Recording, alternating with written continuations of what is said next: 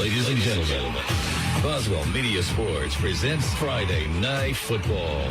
Boswell Media Sports presents Leake Academy Rebel Football. Now, here is the voice of the Rebels, Philip Palmertree. It's week 3 of Leake Academy football on Friday, September 1. Last Friday, the Leake Academy Rebels loaded up the bus, and they made a familiar journey up to Starkville for their first road game of the season. Although they cut down on many of the mistakes that doomed them in week 1, LA just couldn't generate enough big plays or prevent big plays, and that turned Friday's night tussle into a 30-3 loss against the Starkville Volunteers, and that put the Rebels at 0-2. Tonight, Leake faces another opponent from District 1 5A, the Colts of Bayou Academy. The 1-2 Colts, well, they didn't get a lot of attention among the preseason writers, but the boys from Cleveland have proved to be a tough out in August. They dropped a tight 7-0 decision to powerful Copiah Academy last Friday night. Coach Flip Godfrey's Colts think they might be the sneaky good pick in District 1 this year, and a win in Madden tonight over the Rebels would keep Bayou bucking. But the Rebels are ready to put it all together for a big breakout. Hi, everyone. Welcome to the T&K Farms Wood-Mizer pregame. I'm Philip Palmertree. Billy Steen is our studio producer, and we thank you for listening on Cruisin' 98 and on the Cruisin' 98 mobile app. And we're streaming live at Kicks96news.com. Click on the Listen Live tab for Cruisin' 98. And as always, you can watch tonight's broadcast on the Edinburgh Drugs video stream available at Kicks96news.com. And that takes you to the Boswell Media Sports YouTube channel. Tonight's broadcast is powered by Central Electric Power Association. We have a lot in store for you before kickoff at the top of the hour. I'll give you the Prince Oil starting lineups. Scott Engel will join us. He'll help us check out the key matchups in tonight's game between Leake and Bayou. But first, we're going to visit with the Rebels head coach, Brian Pickens. All that and more is straight ahead as the T&K Farms Wood-Mizer pregame continues from Boswell Media Sports. Before you begin those do-it-yourself projects outside your home or business, be sure you know where your underground utilities are located. Always call before you dig. One easy phone call to 811 can protect you from injury and expense. Plus, it's the law in Mississippi. Make the call and avoid serious or fatal injury.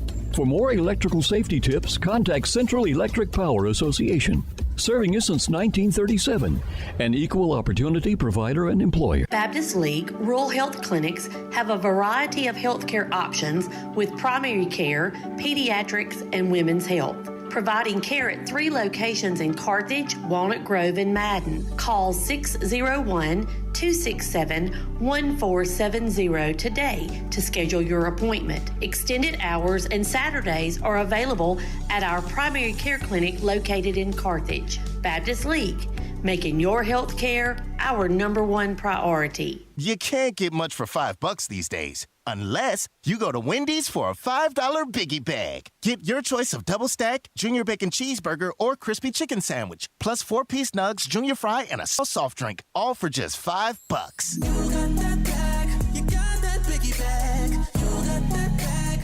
That was smooth, wasn't it? That's how you're gonna feel when you get that Biggie Bag at Wendy's. You got that bag, you got that bag.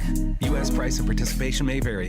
West Side Body Shop says, let's face it, stuff happens. And when it does, they can take care of damage as small as a chip in your windshield all the way up to full collision services. Insurance claims are always welcome too. Just be sure your first stop is West Side Body Shop in Philadelphia. They also specialize in truck accessories, including toolboxes, visors, Nerf bars, and winches. They make your ride look cool. West Side Body Shop, just off Beacon Street on Waterview Lane, right behind the Huddle House in Philadelphia. What is the value of an independent insurance agent? We don't work for any one insurance company. Instead, we work for our clients. We sell insurance from multiple companies, and that means at South Group Cox Agency, you always have an expert on your side who can find you the best policy and rates for you and your family. Now is the time to come by and let us at South Group Cox give you a free quote.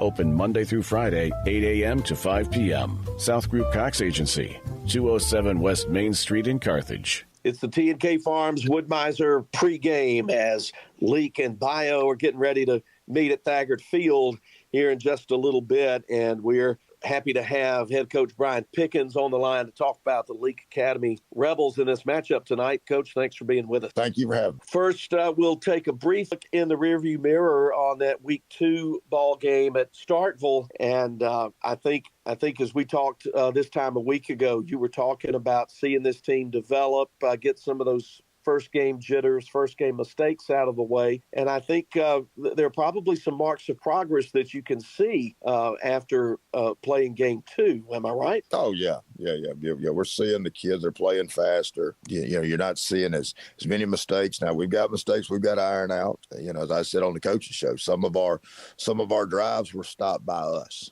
Not by anything they did. And so we've got to eliminate those type of mistakes because, everything, every, as they say, every inch counts, every yard counts. So we can't, we can never go backwards, especially on penalties, missed assignments, things like that. So, that's things that we really work to iron out. But yeah, as far as going out there playing a better football game, yes, we did that. And I feel like we were a lot more improved than what we were, given what we looked at JA. So, and I think every week's going to be better. That's the nice thing about having youth. Every week it gets better. And, because they're learning, they're like sponges, they're taking it all in and you're seeing the results on the field. You've got an offensive line with just one senior on it, and some guys who were seeing their first varsity action this year. And I know developing the running game and being able to rely on that week in, week out is important to you. What are some of the things that are going on in the development of the running game? Watching some of the blocks, some of them, had some really good blocks. Did a really good job. We're seeing more physicalness out of those guys, and now it's just the consistency. That's the big thing. Now it's got to be consistent. It's got to be play after play. Our backs are inexperienced. So as the line is learning, the backs are learning. Everybody thinks you can just kind of run up there and run into a hole and run. But a lot of times there's some nuances people don't see. Linebacker hits the hole. What is he doing? Is he boxing? Is he spilling? And as a running back, you see that and you break in and find those little seams to run. The other night towards the second half, you started seeing that. The running backs were seeing the seams. The lines were getting those blocks. And, unfortunately, some of that came a little late. So we were trying to have to, a lot of times in a game like that, and you start having to press a little bit to try to hurry up and make something happen. And, with that, you don't abandon the running game, but you're not focused on it as much. So you're focused more on the pass game, which I think this year our pass game is getting better and better. And the more experience they're out there on the field, the more the time is going to be there. Because like I always say, it's a big difference 7-on-7 and, in the live game, 7-on-7, you're able to kind of stand there and throw it live. They're, got people coming after you. And Friday night makes it different. You got adrenaline. A lot of times some balls that are on the money in practice sometimes go a little further because you got that little bit more, adrenaline pumping. And so sometimes the arm's a little stronger than normal. Sometimes now you're getting jammed where you might not get jammed in practice. But that time, and like I said, the other night we started seeing it, especially on the out routes. And now we got to see it more on the vertical routes and go from there. When we come back, we'll talk about part of the Rebel defense. We'll take a look at the linebacker group and their development during this 2023 season. So don't go anywhere. The T&K Farms Wood-Mizer pregame continues from Boswell Media Sports. Register to win a 70-inch smart TV during the end of summer savings sale at Woodstock Furniture Value Center. Bedrooms plus free mattress $798. Living rooms just $698. Dining sets only $398. And queen mattresses $199. Kings $299. Plus, it's all backed by our low price and same-day delivery guarantee with no credit needed and no money down. Only at Woodstock Furniture Value Center in Meridian, Philadelphia, and WoodstockValueCenter.com. It was my turn. I oversaw the ordering of our family reunion custom t-shirts. I had no idea what I wanted, but the girls at In Sports were so helpful. They showed me several ideas and colors that made my decision much easier, and the prices were very reasonable. Thank you to In Sports for filling my order quickly. You'll always be my go-to for personalized t-shirts. Check out their Facebook page to see more cool things they personalize. In Sports, Beacon Street, Philadelphia. Neshoba County Co-op knows that opening day of dove season is one of the most anticipated and popular hunting days of the year. It brings family and friends together. Dove season's one of the first hunting opportunities of fall as the long and hot Mississippi summer ends. Get on over to Neshoba County Co-op today. They've got everything you need to make the big day a huge success. Neshoba County Co-op, 338 Main Street, Philadelphia. At Pelahatchie. T&K Farms Wood-Mizer is Mississippi's Wood-Mizer sawmill equipment dealership. T&K Farms Wood-Mizer sells the complete Wood-Mizer equipment line from small personal sawmills to the industrial equipment lineup. T&K Farms stocks parts and has experienced factory-trained service technicians with both in-shop and mobile service available. See T&K Farms Wood-Mizer to start your sawmill business today. Credit cards are accepted for all services. Like them on Facebook. T&K Farms Wood-Mizer, just off Highway 25 at 1128 Liberty Road, Louisville, 662-803-4332.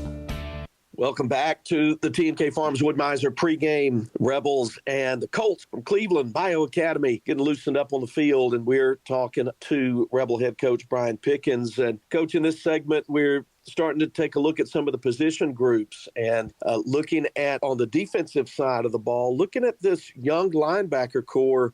And I can tell you, as somebody who tries to chart tackles during the broadcast, that there are a lot of tackles getting tallied for those 3-4 young men that you circle through there. Talk about their development, if you would. I think they're just like we were talking about the O-line and things like that. I think they're getting better every week. Kobe Kemp, our sophomore, he's playing the Mike linebacker, middle linebacker for us every week. That whenever you hear me talk about you playing faster, a lot of times the first group comes to mind is linebackers. There's a lot going on for a linebacker in a football game. You take the D line. A lot of times it's your alignment, your stance, and your gap control. Secondary, it's understanding the secondary, get lined up, knowing how the coverage is going to rotate or drop to, and you're more worried about the pass first. Then you see the run and you feel the alleys. Linebackers, it starts off with making sure everybody's lined up right, make sure we've got our gaps with the D line, and then from there, it's you have your keys and you go, and it's not, and it's about a split second is how long it takes for you to get that key and then get your body going in that direction. And so when you're here to talk about playing fast, like I said, the linebackers are the ones that I always think of as far as playing faster. And the other night you saw them playing faster. Well, we did when we watched film, and as the second quarter went, they were playing faster, and we've seen it this week in practice. They're getting more aggressive, and I always say aggression comes with confidence, and so I think their confidence levels, building. And Kobe Kemp, sophomore out there, he's got a lot of football, ahead of him, and he does nothing but get better. Very physical kid.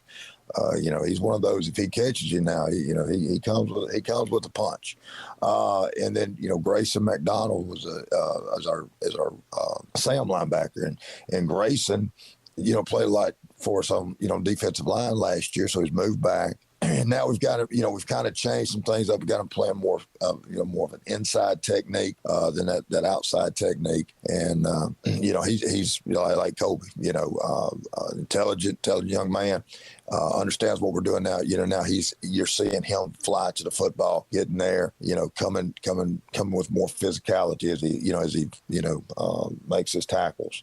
Tyler Winstead, now he's our wheel linebacker. He plays more on the edge for us. He's a very, very conscientious young man, does it exactly how you tell him to do it, works really hard to do it right, and you're seeing him getting faster. He made a big play the other night. Whenever I always say this, I've coached now 30 years of coaching, and some people think that's just automatic, but when you see a kid take, they threw a bubble screen, and he was the only person out there, so he had to not only take his key that it wasn't run, it was passed. Now he's got to get this drop, and so now he's moving at a 45-degree angle when they hit the bubble pass, and he has to break on that, come up and make an open field tackle all by himself. That was pretty impressive. Mm-hmm. So when you see things like that, we're getting what we want out of those guys. That's the thing that Scott Engel and I were talking about during the during a break on Friday night was noticing how with each of those three young men, they seem to have really taken on good technique and playing the position. They seem to find themselves in the right place at the right time and reading that pass to the outside. And they've done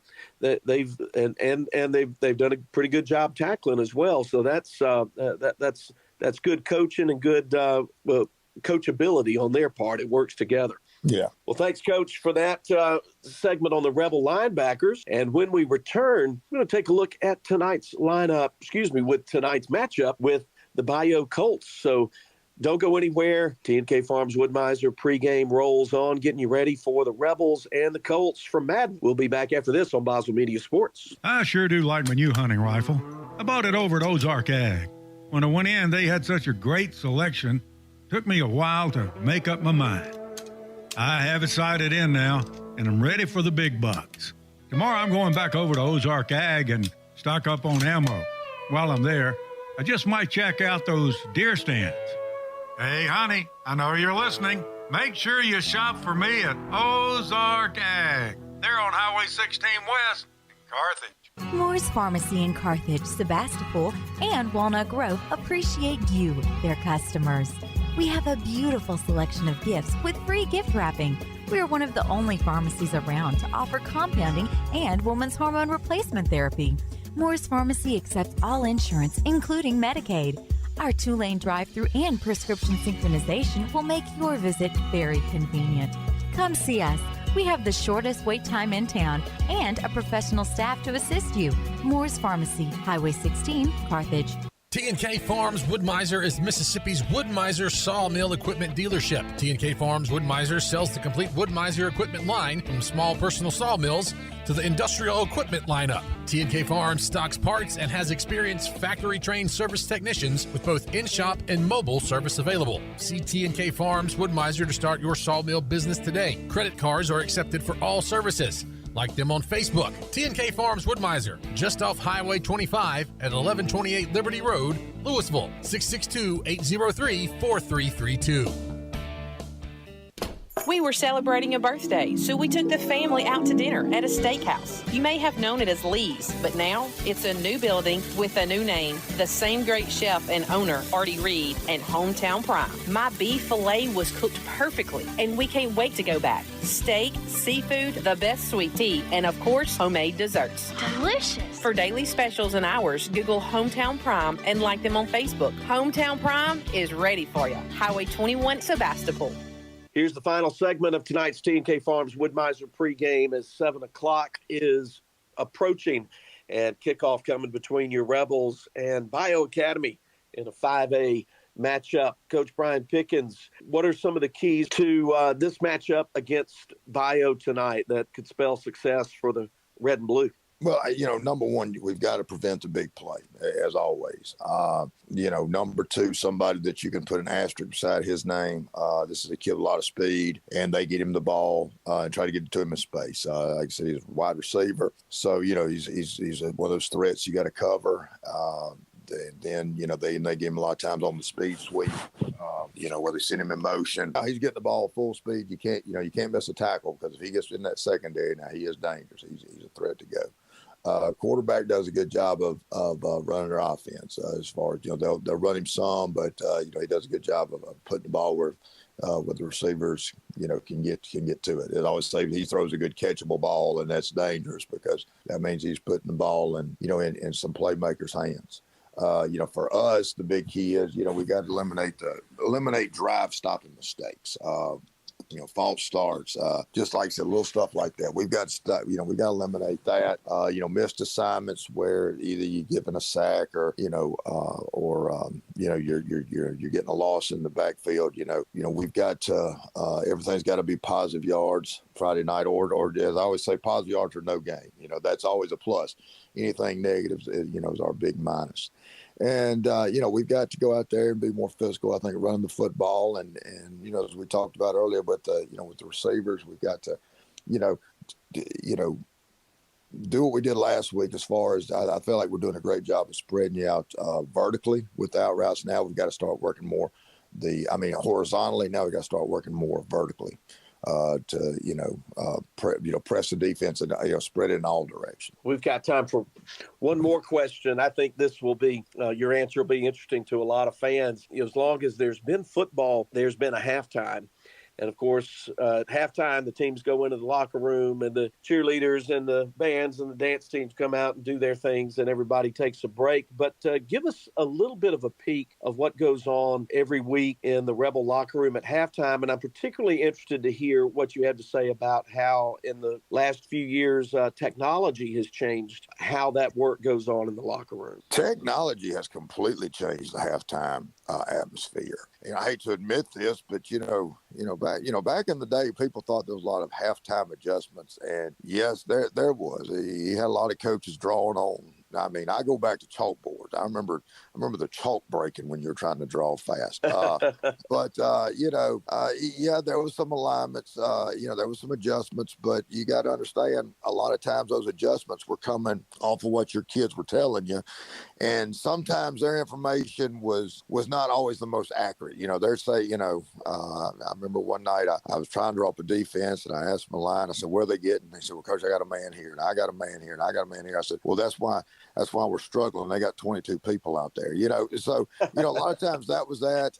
You did have your booth coaches. They would come down and they would, a lot of times their information was more to you. They could draw up something and then you could draw it up on the board and say, "This is how we're going to do this." Or they could say something that would, key you to, I remember one night we didn't really have the best communication during the first half. Getting to halftime, found out what they were running, and we're like, "Oh, we'll just do this," and we scored 3 straight touchdowns. So yes, there are some halftime adjustments, but a lot of times in the old days, a lot of times halftime was a get right for 15 minutes. It wasn't always the most fun place to be at in that locker room, but with technology, everything has changed. Now we go in and, we, of course, if you really want the inside scoop, we have to let the kids get comfortable. I mean, they have to come in, they have to get something to drink. I mean, they've been out there sweating, take care of any equipment they needed to take care of. During the game, we didn't have time. So you're seeing helmets come out of there. They're having to, maybe get a foot rewrapped or whatever it may be. So that's kind of when you see us come in, a lot of times that's what's going on. A lot of times the coaches will go in the coach's office just to meet for 2 seconds, just to kind of give, now it's calm. It's not a lot going on. The coaches can meet for just in 15, you only got 15 minutes, so you don't have long to do this. Coaches will kind of meet for a second. And at this time now, and that used to be what always happened. And then you go in there and, like I said, draw on chalkboard or try to motivate them for 2 more halves or whatever you need to do. But now, we immediately come in and do the same procedure, but one coach sets up our sideline kit. And which sideline kit, I mean, our video stuff. And so then we go in there and actually we have more of a film session during that time. If we're on the road, of course, coaches are looking at it and you'll take positions and you'll just squat down, sit down, whatever the atmosphere is. And they're watching on an iPad what we're trying to get done, and they're seeing it live. And so a lot of times most of the first half is covered in a film session, that night at halftime. So what you used to do on Monday was, you came in there and you'd watch the film from Friday night and try to learn from your mistakes. Well, we're doing that at halftime now. We're showing them, you got the wrong technique here. You're lining up inside, you're supposed to be lining up outside, or, you're going inside and you got to maintain the outside gap. Offensively, we're not getting a good double team on the 3 tech. We're not chipping off to the linebacker. Back, you got to hit that, hit that hole tighter. You're hitting it wide, it's making you bounce. Receiver, you're running the wrong route here. Quarterback, you got this guy sitting here. That's why you're, overthrow, whatever it may be. And that's what we're doing at halftime now. So yeah, halftime is very productive. I would tell anybody that the old school halftime, it was what it was, and you made the best of it. But now today, I couldn't imagine not having all the video equipment that we roll in there with now. And, that we can look look at and utilize. Yeah, I can remember, you and I are about the same age. I can remember seeing some games in the Superdome when the Saints were playing back in the Archie Manning days, the end of his career, Ken Stabler, that era. And they used to have a fishing line run from a press box down to the sideline, and they were using Polaroids and punching a hole in the Polaroids and looping them on that string and wiggling it down to the sideline. Oh, yeah. That seemed pretty high tech at the time, but it's certainly come a long way now where you've got video. You can see the play just a few minutes after it's happened. So I know that's a great advantage. Well, honestly, with the equipment we have now, we honestly are looking at the last play before the next play's even snapped. It's not live; it's getting recorded, but it's downloaded so fast that literally you're able to watch that play. So if you give up a big play, a lot of times you're looking for the iPad, and the whistle hadn't even blown yet. Maybe you just know the play's about over with, whistle will blow, and then everybody's looking for that iPad to see what happened. So with technology, a lot of things have changed. I used to always laugh about the halftime, and it goes back to my early coaching days when, we were running, wing tee. I was an assistant, and, you're running wing tee, or you're running, eye power football. And, you might get behind, then you come back and you'd win, and everybody'd say, oh man, they made some great halftime adjustments. And you're sitting there thinking, look, we ran power the first half and we ran power the second half. It was just, it was a little more get right at halftime. So a lot of times the get right got you going, and I remember as a player, when they'd get you right, you knew you better go out there and perform. So a lot of times it's just a motivator. That was, it really wasn't any kind of drawing on a chalkboard and some genius plan. It was, sometimes it's just digging a little deeper and hunkering down. Yeah. You dig a little deeper into that self-determination is what you're doing. Well, great. Well, thanks, Coach, for giving us some time before kickoff here, and best of luck to you and the staff and the Rebels against the Bayou Colts tonight. All right. Thank you so much. Coach Brian Pickens, great to hear from him every week during the T&K Farms Wood-Mizer pregame. And when we come back, I'll give you the Prince Oil starting lineups for tonight's game. Scott Engel will join me, and we'll take a deeper look at the Bayou Colts and do everything we can to get you ready for kickoff at 7 o'clock. So you're in the right place for Leake Academy football, and that broadcast continues after this. Before you begin those do-it-yourself projects outside your home or business, be sure you know where your underground utilities are located. Always call before you dig. One easy phone call to 811 can protect you from injury and expense. Plus, it's the law in Mississippi. Make the call and avoid serious or fatal injury. For more electrical safety tips, contact Central Electric Power Association, serving you since 1937, an equal opportunity provider and employer. At Wendy's, you don't need a psychic to tell you your hamburger's gonna taste great. Excuse me? Because every square hamburger is a sign you're getting the best. Did someone say sign? 4 corners of hot and juicy fresh beef that make deliciousness its destiny every time. Hold on. I'm getting fresh beef. When you want the best hamburger, square's the beef. Choose wisely. Choose Wendy's, Dave Single. I am a psychic, after all. Fresh beef available in the contiguous U.S., Alaska, and Canada. What is the value of an independent insurance agent? We don't work for any one insurance company. Instead, we work for our clients. We sell insurance from multiple companies, and that means at South Group Cox Agency, you always have an expert on your side who can find you the best policy and rates for you and your family. Now is the time to come by and let us at South Group Cox give you a free quote. Open Monday through Friday, 8 a.m. to 5 p.m. South Group Cox Agency, 207 West Main Street in Carthage.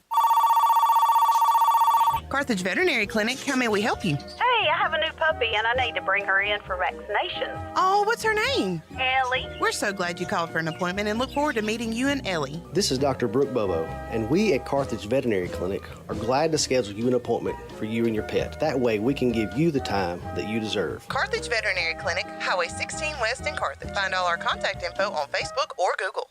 Now, Bob, when we started the Bring Your Kid to Work Day, this wasn't exactly what we had in mind. I'm sorry, but they're my babies.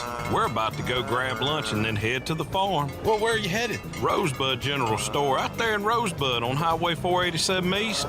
Nothing but the best for my babies. They got everything you need for your farming family. Well, your calf sure is sweet. Does she have a name? That there's a cow patty. Whoa. Let me get this straight. You named your cow Patty? No, sir. It's what you stepped in. Ew. Rosebud General Store, Highway 487 East. Boswell Media Sports. Ground control to Major Tom. Take your protein pills and put your helmet on. We're ready for Leake Academy football. Everything up and running as the T&K Farms Wood-Mizer pregame continues from Thaggart Field in Madden. Leake Academy and Bayou Academy from Cleveland. They finished their warm-up drills, and those teams are in the locker room, but they'll be out on the field shortly. We'll have kickoff for you, the Morris Pharmacy kickoff in 15 minutes. So start that 15-minute countdown clock right now. You can watch tonight's broadcast on the Edinburgh Drugs video stream available at kicks96news.com. And tonight's broadcast, as always, powered by Central Electric Power Association. Our studio engineer tonight is Billy Steen, and John Alden Crosby is operating the action camera. Scott Ingle's going to join us in just a second. I'm Philip Palmertree. We all thank you for listening and thank you for watching. Let's get to the Prince Oil starting lineups. A couple of changes due to some injuries. Not certain about the severity of any injuries with any specifics, but we were given just before we went on the air a couple of tweaks to the lineup. Let's start with the offense tonight. Touching the ball first is going to be Connor Moore at center. Sophomore, 5'10", 265. The guards, John Wyatt King on the left, 5'11", 255. Sophomore, Tanner Walsworth at right guard, 6 tall, 227, a freshman. The left tackle is Hayden Jenkins, a junior. He's 6'1", 228. And at right tackle, Tanner's brother, Carter, 6'2", 307, a senior. Tight end, we'll see Ben Jackson at tight end, senior, 6'3", 198. We'll also see H-back and tight end formation work from a freshman, Major Chandler, who's 6'1", 218. On the outside, at the edges of the wide receivers, Jack Harkins, 5'11", 136, junior. We'll see a lot of action tonight. He got some catches last week against Starkville. And then catch 22, Mathen Weaver, who's had a real breakout game last week against the Volunteers. The junior is 6 tall, 145. Charlie Brantley will also see some time at wide out as well. He's a senior, 6'1", 145. We expect a two-man rotation at running back tonight. Charlie Brantley will get some carries as he did last week, and we expect Camden Marble, the 5'10", 152-pound senior, to get the other portion of the carries tonight. Caden Chipley is one of the players unavailable tonight due to injury. That's a look at the offense. Specialists, Ben Jackson, the senior, is the long snapper. Seth Martin, senior, is the holder on place kicks. And Matthew Nowell, junior, is the kicker. He handles the kicking duties. Reese Atkinson, the freshman, 6'2", 170. He's the punter. For the LA defensive line will start in the middle at nose guard. Pete Peebles, 6 tall, junior, 177. Defensive tackle, Hagan Bobo, had a solid game last week. The junior is 6'1", 240 pounds. The defensive ends, we expect Gage Bennett to see some action tonight, though there may be a rotation at that end with Chipley's injury. Gage is a junior, 5'11", 182, playing that rhino position that sometimes moves on the left side of the line, sometimes over to the right. The other defensive end is Owen Hitt, solid junior, 6 tall, 176. The linebackers, Coach Pickens and I talked about during the interview segment. Grayson McDonald on the outside, 6 tall, 197. A junior in the middle, Kobe Kemp, 5'11", 191 sophomore. And Tyler Winstead, who's shown some flashes of brilliance early on, junior, 5'10", 157. Great speed out there for Tyler Winstead. The corners, Charlie Brantley will be at one corner. And then the other corner is Mathen Weaver. We mentioned him on the offensive side. The safeties, Camden Marble at strong safety and Matthew Nowell at the free safety position. Those are tonight's starting lineups as best we know them. Coaches always have the right to make changes. Let's bring in Scott Ingle now. And Scott, the Rebels coming in at 0-2. I think a word that's going to be important for them tonight is consistency and just continuing to develop. Yeah, and improvement and consistency are the two, I think, key words there. They got a workhorse down tonight in Chipley, who is on both sides of the ball.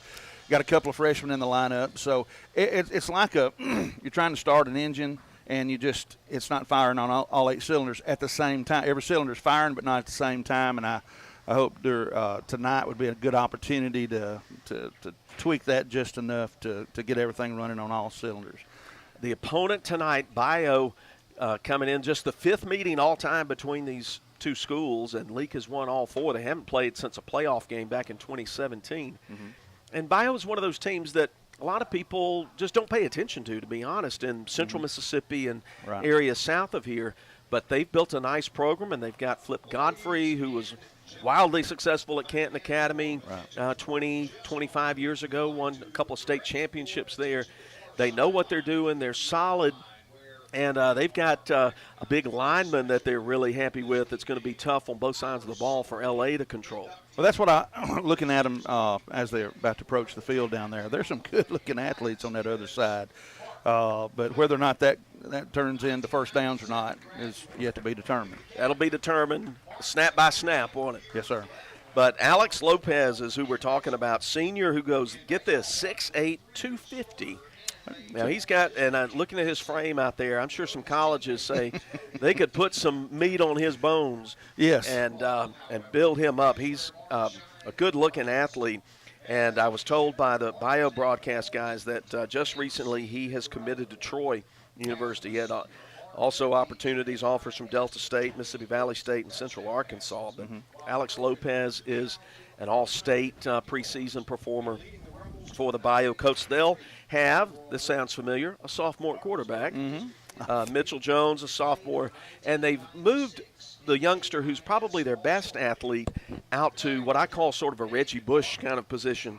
His name's John Howard Gilbert. He wears number 2. Coach mentioned number 2 in our, I believe it was our South Group Cox Coaches Show Thursday interview. He's a 6-foot-tall, 175-pound junior.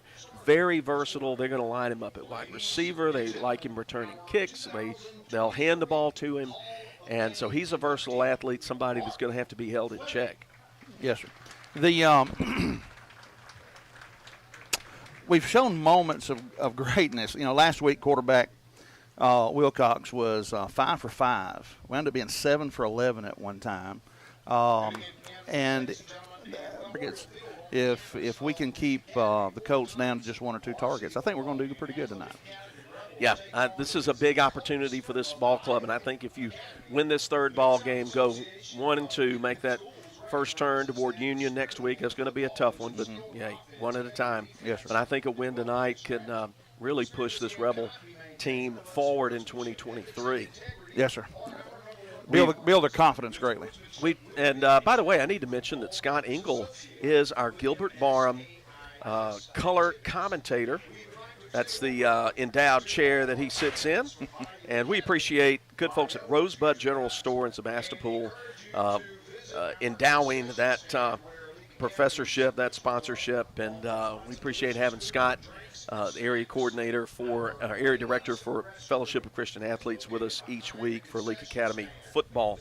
Let's move for just a second to the Westside Body Shop weather and field conditions. A lot of people have been paying attention to the weather because we've had these – what are these gray things that have over our heads? Clouds? That's what it looks like. I'm not going to try to mess it up. There was a cell. We were wondering if we were on the path of a thunderstorm cell, but just a few raindrops have fallen here in Madden, and that's it as far as the 488 is concerned.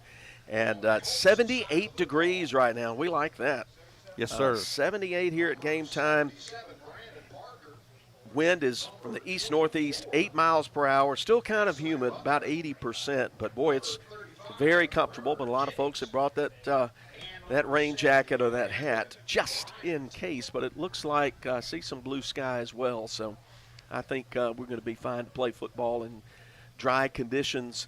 Maybe we'll get some rain between now and next Friday. Everybody be thankful for that. It's about a 15-degree swing from last time we were in this booth. That's the field and weather conditions presented by Westside Body Shop. Coin toss going on down on the field. The Rebel captains are Braden Hall and Dylan Massey and Ben Jackson. And what were the results of the coin toss? The Colts have won the toss, deferred to the second half. The Rebels will be heading from left to right. All right, left to right, north to south. We're getting ready for the Moores Pharmacy kickoff. Rebels and Colts from the 488. Colts are taking the field now to our left. They're in white from head to toe, white helmets with a horseshoe on the side, and some very plain white jerseys with royal blue numbers and plain white pants. It's Penn State without the helmet stripe almost, and a little lighter shade of blue. Yes. From our right, the Rebels take the field. You see it on the Edinburgh Drugs video stream. They're in Navy helmets, Navy jerseys with white numerals trimmed in red, and the UCLA stripes on the shoulder, gray pants with the cardinal red and navy blue stripes. We've got football kickoff coming up from Madden just around the corner. But first, we'll step aside for a break, and then we've got the Rebels and the Colts. Stay with us as Leake Academy football continues. When dealing with something as complex as taxes and payroll can be, you can turn to Weaver Tax and Accounting to make things easier. Their professional staff works diligently to make sure your business and personal returns are complete and finished in a timely manner. Weaver Tax and Accounting will also execute your bookkeeping and payroll, bringing you the best in tax services since 1979. Weaver Tax and Accounting, 20 South Street, Sebastopol, and 109 Chadwick Avenue in Walnut Grove. Total Pain Care's mission has always been to reduce suffering, increase function, and provide a better quality of life for every patient. Dr. Eric Pearson and Dr. C.C. Martin are committed to treating patients with the highest standard of care. Total Pain Care has full-time clinics in Meridian and Philadelphia, providing a convenient option for Neshoba County and surrounding areas. Total Pain Care, located in the Medical Arts Clinic at Neshoba General Hospital. Here to help you get back to living your best life. Is this a familiar sound that seems to be never-ending? Money for this, money for that? Don't worry. East Side Pawn and Gun to the rescue. Take your pawn to them in exchange for the loan you need to help you through unexpected seasons. Confidentiality will always be respected when you do business with East Side Pawn and Gun. So what are you waiting for? Stop the fretting and get on over there. East Side Pawn and Gun, Highway 16, Carthage. Hello, Rebel fans. It's time for kickoff. Moore's Pharmacy welcomes you to an exciting night of Friday night football. Moore's Pharmacy takes great pride in supporting Leake Academy Rebels, the perfect place to start your weekend. Okay, Rebels, let's kick it off. Boswell Media Sports.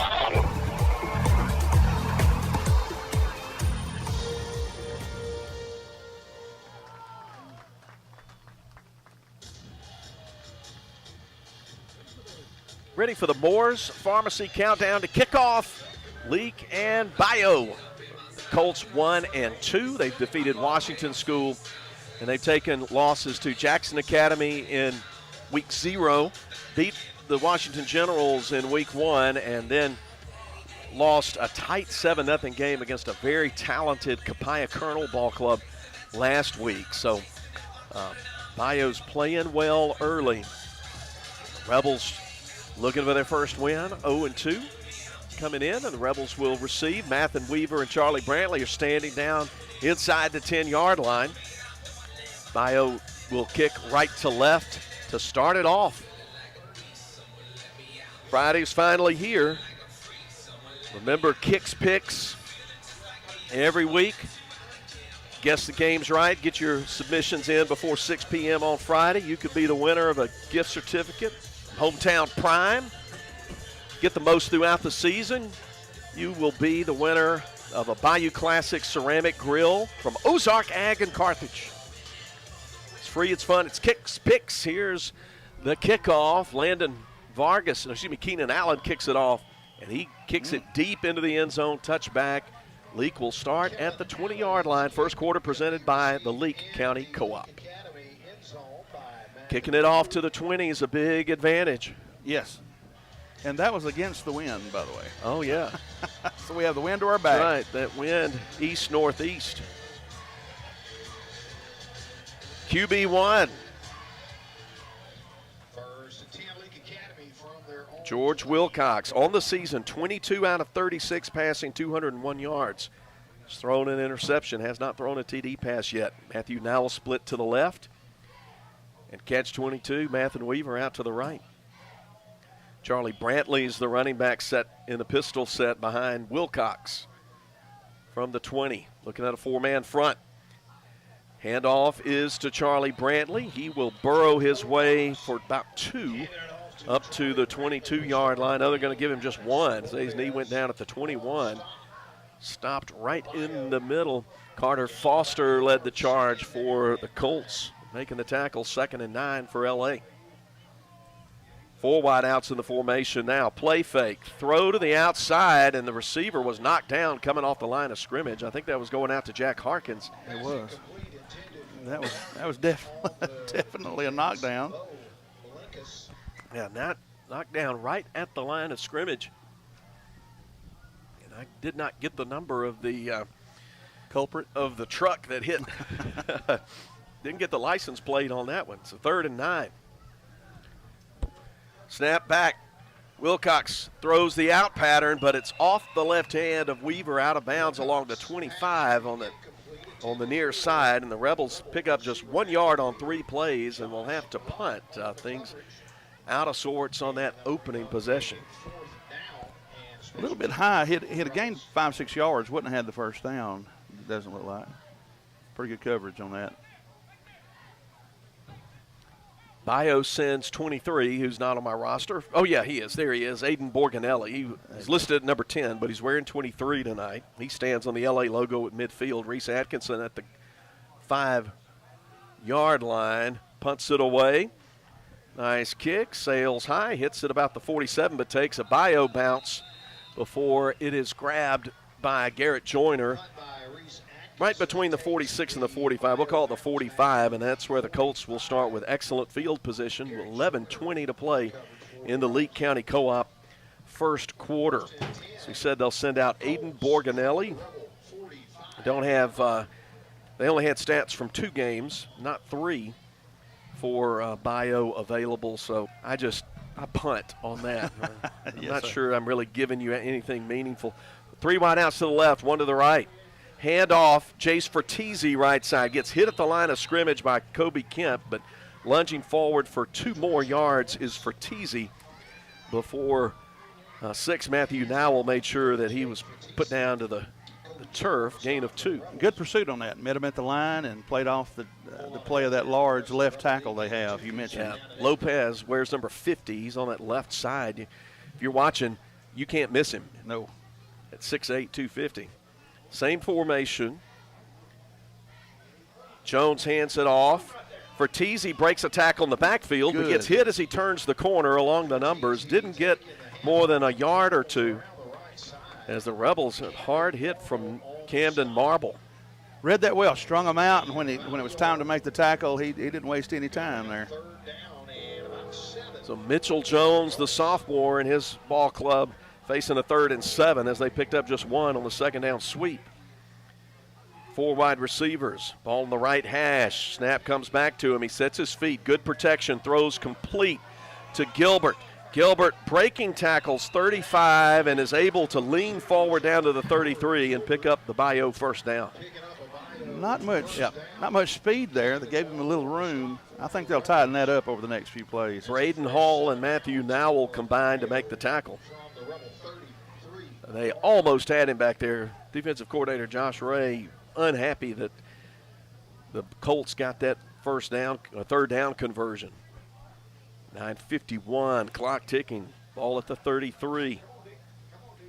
2 wide outs each side. Gilbert in motion. They'll run play action, roll out. Jones, he's in trouble. Owen Hitz got him. Yes. And about 3 more Rebels arrive for a sack. Back at the 36-yard line, a loss of 3.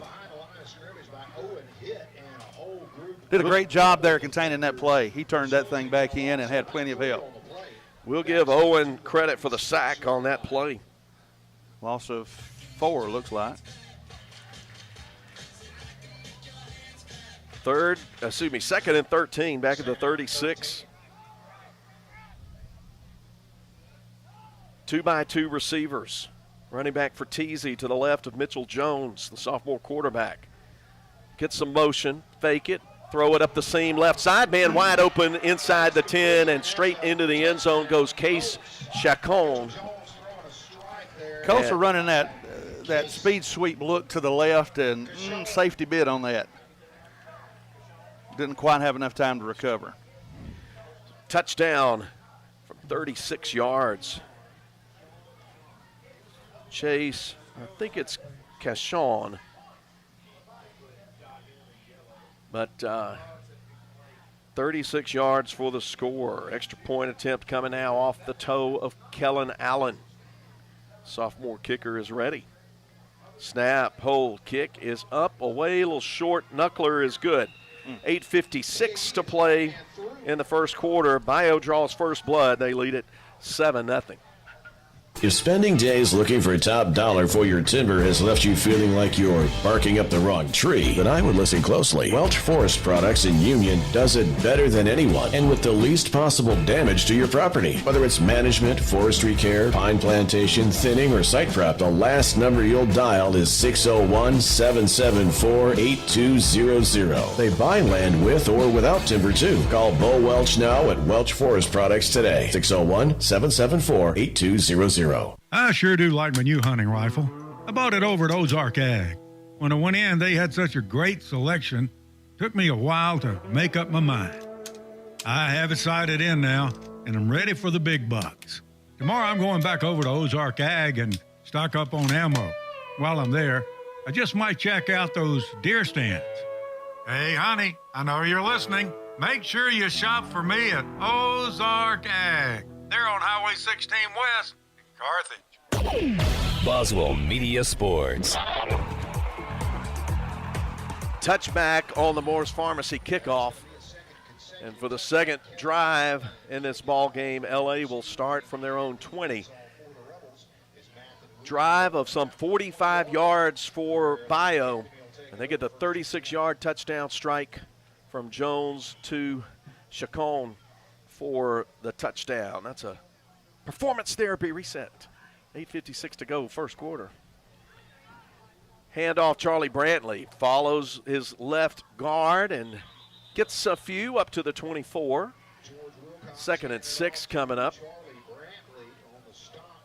Bayou had Isaiah Holiday and Brandon Parker in there to wrap up Brantley. Some hard running. Straight at the gut. Pistol set, 3 wide receivers left, 1 right. Ben Jackson, the lone receiver. And in the backfield, put down on the handoff is Brantley, and a flag comes in from the judge on the side. So we'll see what the penalty is. There was a loss of about 2 on the play. Looks like they're preparing to walk it off against the Colts. It's a 5-yard face mask. So they'll put it between, they'll put it at the 26. They say the tackle was made at the 21. So the Rebels will net 2 yards on the penalty. And they'll, I believe that's a replay of 2nd down, so 2nd and 4. 2 wide receivers to each side for Wilcox. He takes a chest-high snap, looks quickly to his right, throws it to Ben Jackson at the 30. He stays on his feet, though 3 Colts wrap him up. Josh Lott was there, the linebacker got on him quickly, but that's a Central Mississippi Animal Clinic first down for LA after the 7-yard gain up to the 33. Yeah, Buckner wrapped him up, and then he got those big feet on the ground, and number 17 drove it forward for the first. So that's progress, that's development. Some consistency in the passing game will serve the Rebels well. 2 wide receivers to the left, H-back in, tight end in the game. Handoff, Camden Marble, room to run, 40.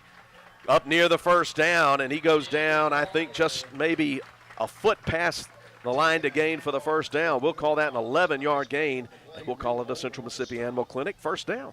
Good, hard running. Safety John Lee Grubb, Cole Chacon. Hope they don't throw to Chacon. There are 2 of them on the roster. But 1st and 10 from the 44. Play fake, throw to the outside on the slot receiver, Mathen Weaver, but just outside his reach along the numbers near the 50. 2nd and 10 after the incomplete. Coach Pickens commented that passing game is often so different in the game. There's a little extra adrenaline, and sometimes your gloves are wet. 2nd and 10, handoff, fighting for something, but getting nothing is Marble. He's pushed back, but forward progress stopped at the 44. Looked like 35, Rimmer Jennings, and 24, Aslan Buckner, putting number 15, and or at least stopping him. We'll give him half a yard there, 3rd and 9. Nose of the ball right near the 45. Under 7 minutes to play first quarter. Bayou leading Leake 7-0. Now we'll out to the left. 3 wide receivers to the right. Looking in to the right. Throwing complete to Weaver is Wilcox in Colt territory, and he's dropped along the hash marks at the 41-yard line. 16-yard gain on the play, and that's a 3rd consecutive Central Mississippi Animal Clinic first down on this drive. That's one of the better plays I've seen all year. The offensive line blocked. He took his time, 2.5 seconds, hit the guy in the crease. And put it right between the 2 and the 2. Yes. QB1 to catch 22 for the first down at the Colt 41. 2 wide outs left. H-back on that side. Hand off. Room to run for Marble. 35 down near first down yardage. He's marked down along the 33, and I think that'll be 2nd and 1 or 2nd and 2 for the Rebels. 8-yard gain for the senior Camden Marble. I noticed they are going away from their right side. They're running to their left. A lot of teams are right-sided. Timeout. That's the Heat timeout. 5:59 to play. Rebels trail 7-0. Back in 60. My knee rehab was 100% successful thanks to Performance Therapy. They sat down with me and created a plan to ensure I would achieve my personal rehabilitation goals, and they encouraged me to get the most out of every session. Performance Therapy provided plenty of material for me to continue my rehab in between sessions too. Hopefully I don't have to see them in the future, but if I did, I would definitely choose Performance Therapy again. For more information, go to performancetherapyms.com. Performance Therapy, Carthage, Philadelphia, and Forest. Moore's Pharmacy in Carthage, Sebastopol, and Walnut Grove appreciate you, their customers. We have a beautiful selection of gifts with free gift wrapping. We are one of the only pharmacies around to offer compounding and women's hormone replacement therapy. Moore's Pharmacy accepts all insurance, including Medicaid. Our 2-lane drive-thru and prescription synchronization will make your visit very convenient. Come see us. We have the shortest wait time in town and a professional staff to assist you. Moore's Pharmacy, Highway 16, Carthage. Boswell Media Sports. Midway point of the first quarter. LA on the move. 2nd and 2 from the Colt 33-yard line. Pistol set. Handoff Brantley. He kind of tiptoes his way forward. Will be close to the first down. In fact, I think they're going to mark that he reached the 31. He got 2 yards. That's what he needed. Another Central Mississippi Animal Clinic first down for Leake. Big clog of traffic in there. But the Rebels got it. Got the yards they needed for the first down. Reed Holman making the tackle for Bayou. 1st and 10. Handoff will go to Charlie Brantley again. Goes to the outside the hash. 25, tripped up at the 23. Good first down gain. Good blocking. Yes. And nice vision there by Charlie Brantley. They're not trying to get to the outside. Once they get that crease, they get face mask toward the goal line, and that's turned into 2 good first down plays back to back. 8 yards on the carry to the 23. It's nice to call plays in a 2nd and short situation, 2nd and 3. Certainly have more options. Now we'll split out wide to the left. Hand off to Brantley around the corner, and he's pushed out of bounds by John Lee Grubb, but it's going to be enough for another Central Mississippi Animal Clinic first down on the outside sweep.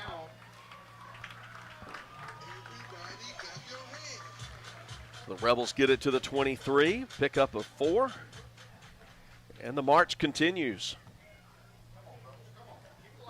2 wide outs to the left. That's the wide side of the field. Hand it to Marble. He breaks to the outside, slips past one tackler, fights to the 15, down to the 13-yard line. It's going to be a pickup of about 6 or so on first down. The Rebels are getting some good first down yardage, Scott, on the ground. Sure are. They're not wasting any time going east and west, man. They're going straight to the goal line. 2nd and 4. Again, Marble straight up the gut. Josh Lott makes the tackle toward about the 11-yard line. They may even mark it at the 10. The Rebels are in the David Barham Insurance red zone. Yeah, the ball will be square on the 10-yard line, and it'll be 3rd and about 2.5, maybe 3. 3:45 on the ticking first quarter clock. Rebels trying to answer a Bayou touchdown from the 10. 3rd down play. Marble, the running backs, and some movement along the offensive line is going to cost the Rebels 5 yards.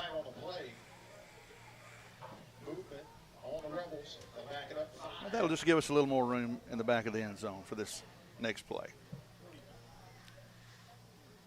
So 3rd and 3 becomes 3rd and 8. That kind of officially qualifies as 3rd and long. Yes. Now we'll go out to the left, Weaver to the right. Marble in at running back, Ben Jackson and Major Chandler in close to the formation. In fact, they'll line up as tight end and H-back respectively on the right side. Rebels load the right side, but back to throw is Wilcox. Pressure coming. He gets out to the left, extends the play. He's going to take it himself, head for the first down marker, and he's very close. If he didn't get it, he's going to be within about 1 yard on 3rd down. We'll see where the spot is, and it looks like they're going to put it down about the 8, Scott, and that would be enough for a Central Mississippi Animal Clinic 1st and goal. Yes, good run on that. Saw he didn't have anything, and he took off to the marker. It is indeed 1st and goal. He got just what he needed. Good alert play by the sophomore George Wilcox. 1st and goal, Rebels, 3:11. Clock stopped on the first quarter. Clock, out of bounds play, wide side of the field to the right.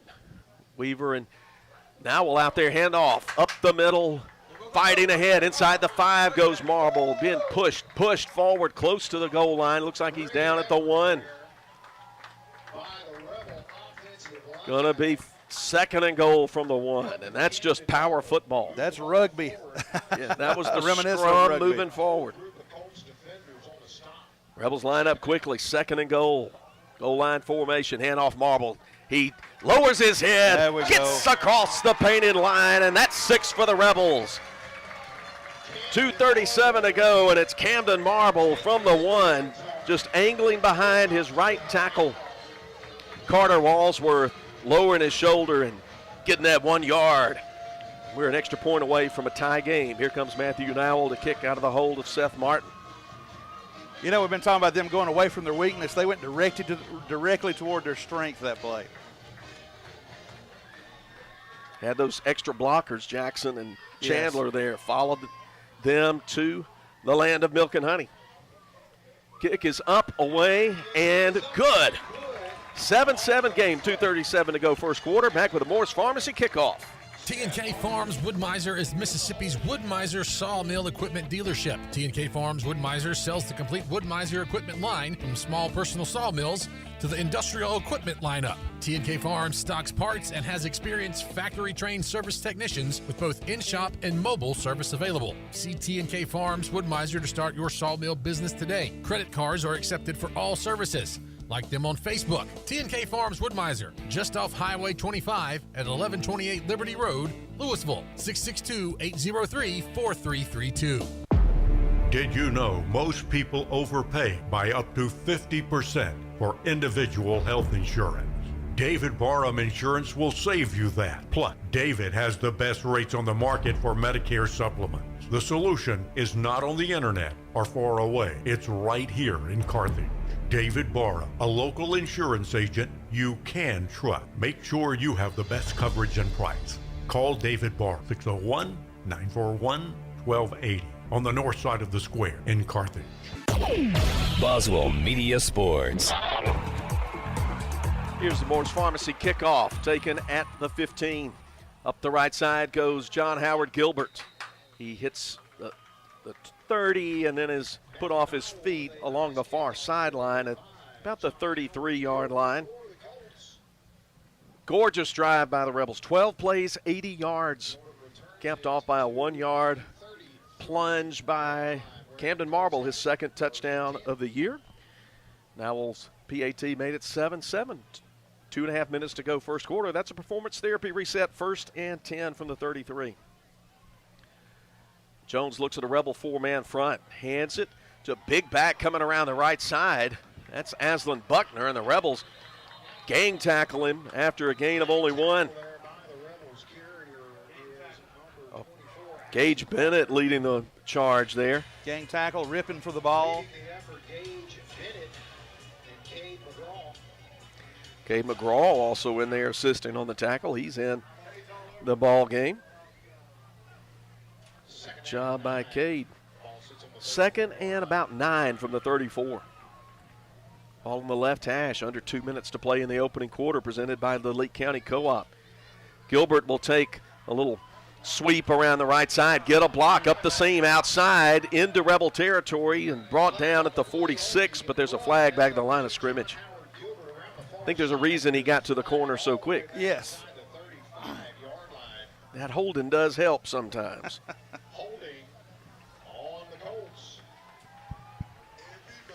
So, never mind the big game.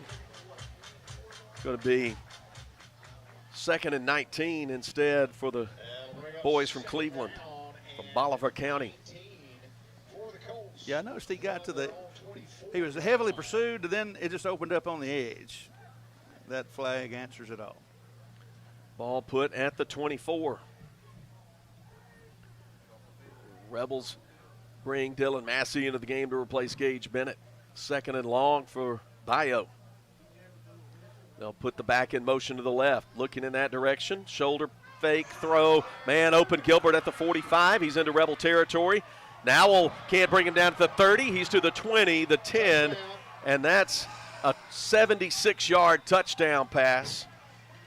And the shoulder fake, the pump, yes, I think got Gilbert open. Got him open, and good-sized receiver, and attempted to make the tackle. They made an excellent play. So it's 13-7. Colts after the big strike. 2 touchdown passes tonight for sophomore Mitchell Jones. Kellen Allen is on to kick the extra point. 76 yards on that one. The kick is high and through the uprights good. 90 seconds to go first quarter, and it's now Bayou 14, Leake 7. Carthage Veterinary Clinic, how may we help you? Hey, I have a new puppy and I need to bring her in for vaccinations. Oh, what's her name? Ellie. We're so glad you called for an appointment and look forward to meeting you and Ellie. This is Dr. Brooke Bobo, and we at Carthage Veterinary Clinic are glad to schedule you an appointment for you and your pet. That way we can give you the time that you deserve. Carthage Veterinary Clinic, Highway 16 West in Carthage. Find all our contact info on Facebook or Google.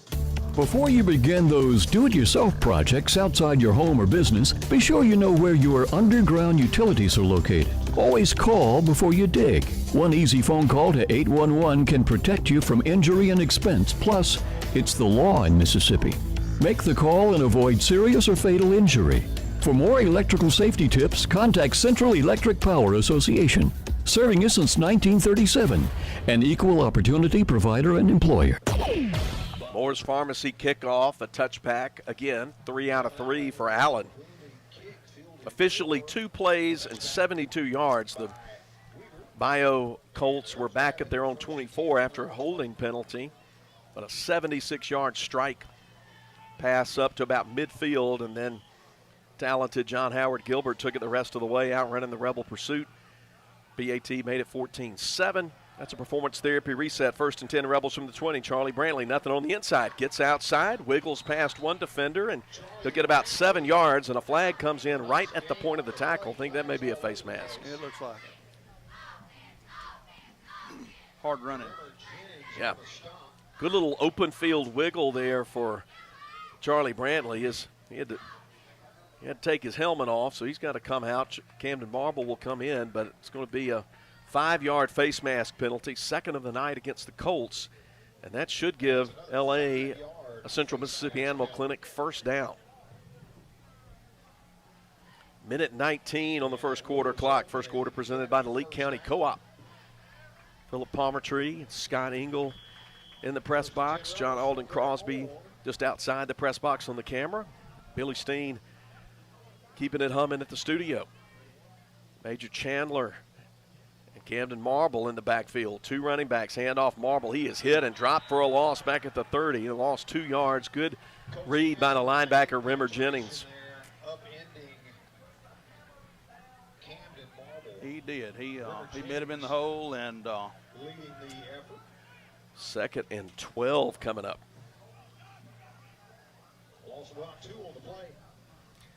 Looks like he came in that spot that the guard pulling from the left side vacated, and he was already reading the play. Yep, second and 12 now for L.A. Under 33 seconds. Wilcox wants to throw. Long pass outside the numbers, right side, just beyond the reach of Weaver. Contact between him and 23, Aiden Borganelli, but nothing that merits a handkerchief. Now the Rebels have third and 12 after going for the long shot there. You know, a little bit of knuckling going on. The ball was about 5 yards past. Can't help think that might have been because of some of that wrangling, but if it was a little closer, might have got a different call. You expect some pass rush here from the Bayou defense. One wide receiver, Matthew Nowell left side, 3 on the right on the near side. Looking left and hit and slung down at the 20 with a sack is 24, Aslan Buckler. Wilcox's helmet came off and there's no flag. How does that work? How do you rip a man's helmet off and there is no flag? That's what George Wilcox wanted to know. He had not even come up to his feet. And he was asking the referee about that. The Rebels lose 10 on the play, and that's the end of the first quarter. Colts 14 and Leake 7, back in 60 with more Leake Academy football. You can't get much for $5 these days, unless you go to Wendy's for a $5 Biggie Bag. Get your choice of double stack, junior bacon cheeseburger, or crispy chicken sandwich, plus 4-piece nugs, junior fry, and a small soft drink, all for just $5.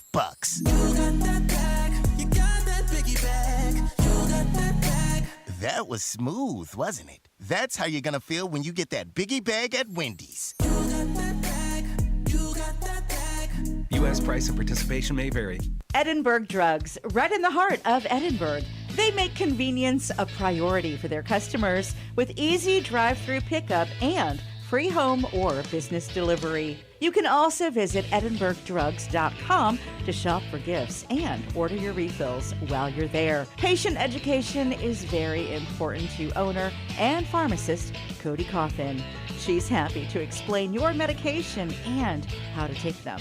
Health Mart, taking the time to listen and care. Edinburgh Drugs, your owned Health Mart pharmacy. Highway 16, Edinburgh. Boswell Media Sports. Second quarter getting started. The Rebels will punt on 4th and 22 to start the second quarter. They trail Bayou in this 5A non-district matchup 14-7. Reese Atkinson stands at his 5-yard line, waits for the Ben Jackson snap, gets it away with some pressure underneath, but a tumbling kick hits at the 45, takes a nice bounce in Leake's favor. Inside the 40 toward the 35, but it'll die at the 37. So good punt from Reese Atkinson. Rebels needed that, not to give up too much field position. Yep. Yeah, flipping the field is nice. Mitchell Jones, the sophomore, 2 touchdown passes, 36 yards and 76 yards account for the 14 points that Bayou has put on the board. The Rebels have put together a brilliant 80-yard, 12-play march for their score. That's kind of where we stand right now. 3 wide receivers to the left, 1 to the right. Pistol set for Jones. He hands off to the running back and is hit in the backfield. Pete Peebles finished off the play. Dylan Massey. Dylan Massey got in the backfield and slowed him down. Chase Fertizzi had nowhere to go. He loses 2. Ball marked right in the middle of the field, more or less, at the 35. Same formation, except they'll just move Fertizzi to the left side and send him out in motion. They've run that formation before. Got a wheel route running that way, but throw a bubble screen outside. Good open field tackle made right at the line of scrimmage. I think that's Matthew Nowell. An excellent play on that. Gain, very short gain. Nowell did not allow himself to get blocked. They only get about half a yard on the play. We'll call it a gain of 1 to the 36. Had a little screen going on, and looks like it's something they'd faced at practice. Read it well. 3rd down, 11. 2 wideouts to each side of the formation for Jones. The Bayou quarterback takes a chest-high snap, sets his feet, fakes, throws over the middle. Ball bobbled, caught at the 45, trying to get to the first down marker, but unable to do so as Grayson McDonald and Kobe Kemp stopped the receiver. I think that was Gilbert right there at the 46-yard line. It'll be 4th and 1. Looks like they're going to go for it. Pretty good play, pretty good catch. I think it surprised him that he caught the ball to begin with.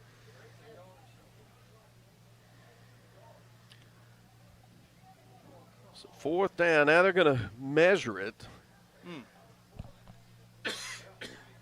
I thought he got a pretty nice spot there just past the 46. Yes. But I think it's every bit of a yard.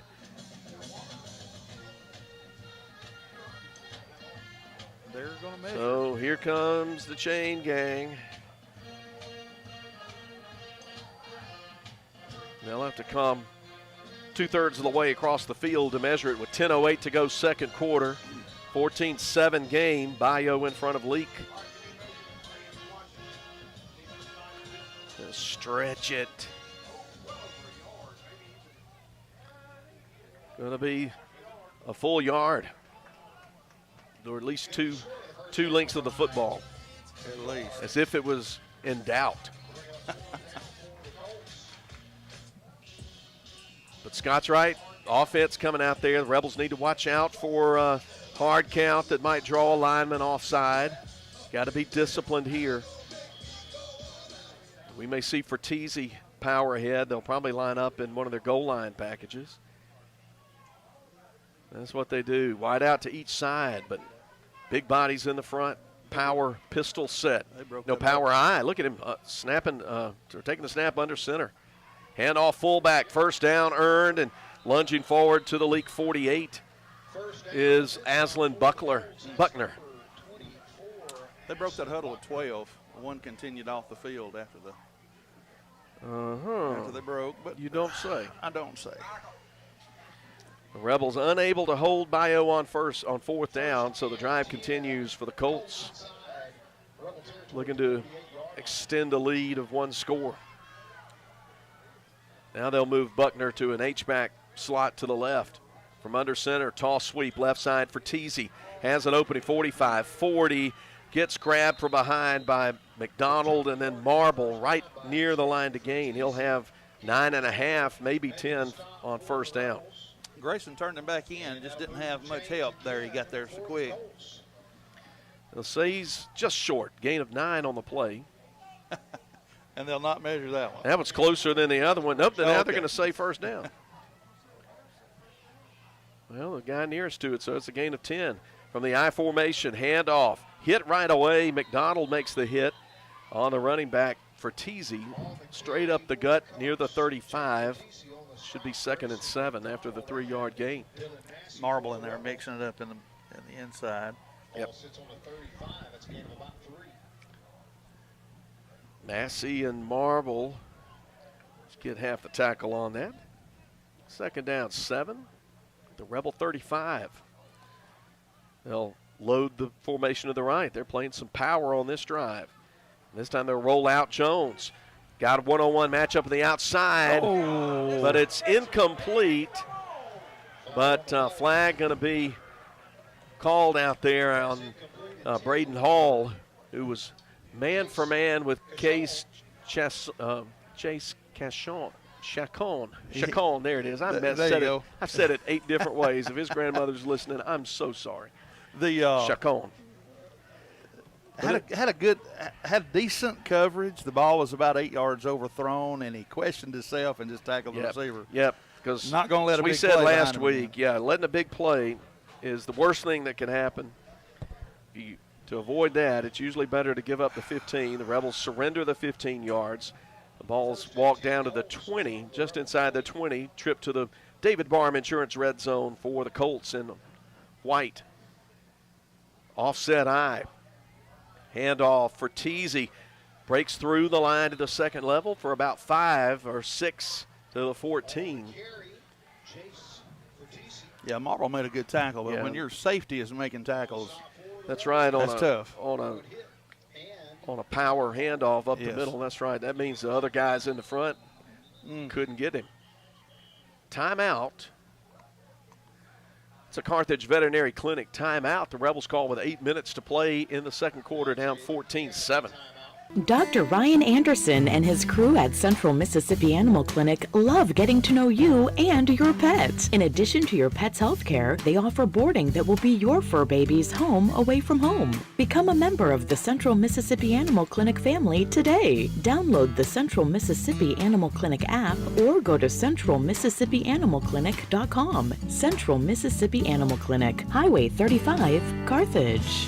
Total Pain Care's mission has always been to reduce suffering, increase function, and provide a better quality of life for every patient. Dr. Eric Pearson and Dr. CC Martin are committed to treating patients with the highest standard of care. Total Pain Care has full-time clinics in Meridian and Philadelphia, providing a convenient option for Neshoba County and surrounding areas. Total Pain Care, located in the Medical Arts Clinic at Neshoba General Hospital. Here to help you get back to living your best life. Boswell Media Sports. Second down, about 4.5, short 5. Under center is Mitchell Jones from the Leake 14. Coming out of the timeout. Red zone opportunity. Handoff, hit right away. Hagen Bobo hanging on to Buckner. Gets a couple of yards, but hold everything. And there's a fumble, and the Rebels have recovered it. And it's 58, Hagen Bobo coming away with a football. I think he caused that fumble, too. He did. He hit Buckner before he got to the line and just was wrapped up and must have reached up with that strong right arm and ripped the ball away from him. He hit him well in the hole, and I'm wondering why'd you let him go. Now we know why. Yeah. You got to get the ball, baby. That's right. I saw the runner squirt loose, but it doesn't matter if he doesn't have the football. Amen. Big turnover generated by the Leake defense, and they'll take over inside their own 20. Handoff, Charlie Brantley trying to break to the outside, but can't get much. Good pursuit. Cole Chacon, the linebacker, getting him before he can reach the 15-yard line. In fact, he's marked down at the 12. That's going to be 2nd and 9. So forced fumble and fumble recovery on Bobo's defensive stat line. From the left hash, 2nd down. In fact, they give him 8. 2nd down, 8 from the 12. And nothing doing on that play. Straight up ahead for Brantley, but clogged up there. Some tough running. Rembert Jennings has made a lot of tackles in this first half, and he sure made one there on Brantley for a loss of a yard. 3rd down, 9 for L.A. Clock under 7 minutes, 3 seconds. Not much real estate available there. Shotgun formation, 1 wide out. Nowell to the left. 3 Rebels split to the right. Looks at the defense. They'll blitz, picked up, throw complete to Nowell, left side at the 20. He's going to be right at the line he needs for the first down. Yes. Tackle by John Lee Grubb, but not in time. Central Mississippi Animal Clinic first down for Leake. Good looking timing route. Gain of 16 on the play. Or no, excuse me, 15. Subtract 5 from that. 11 on the play. That's what they needed. Ball at the 22. Same formation. Wilcox going to get it out of his hands quickly, but it's batted away by Josh Lott, who was rushing in from the left side and got up high while he was being blocked, deflected the pass, 2nd and 10.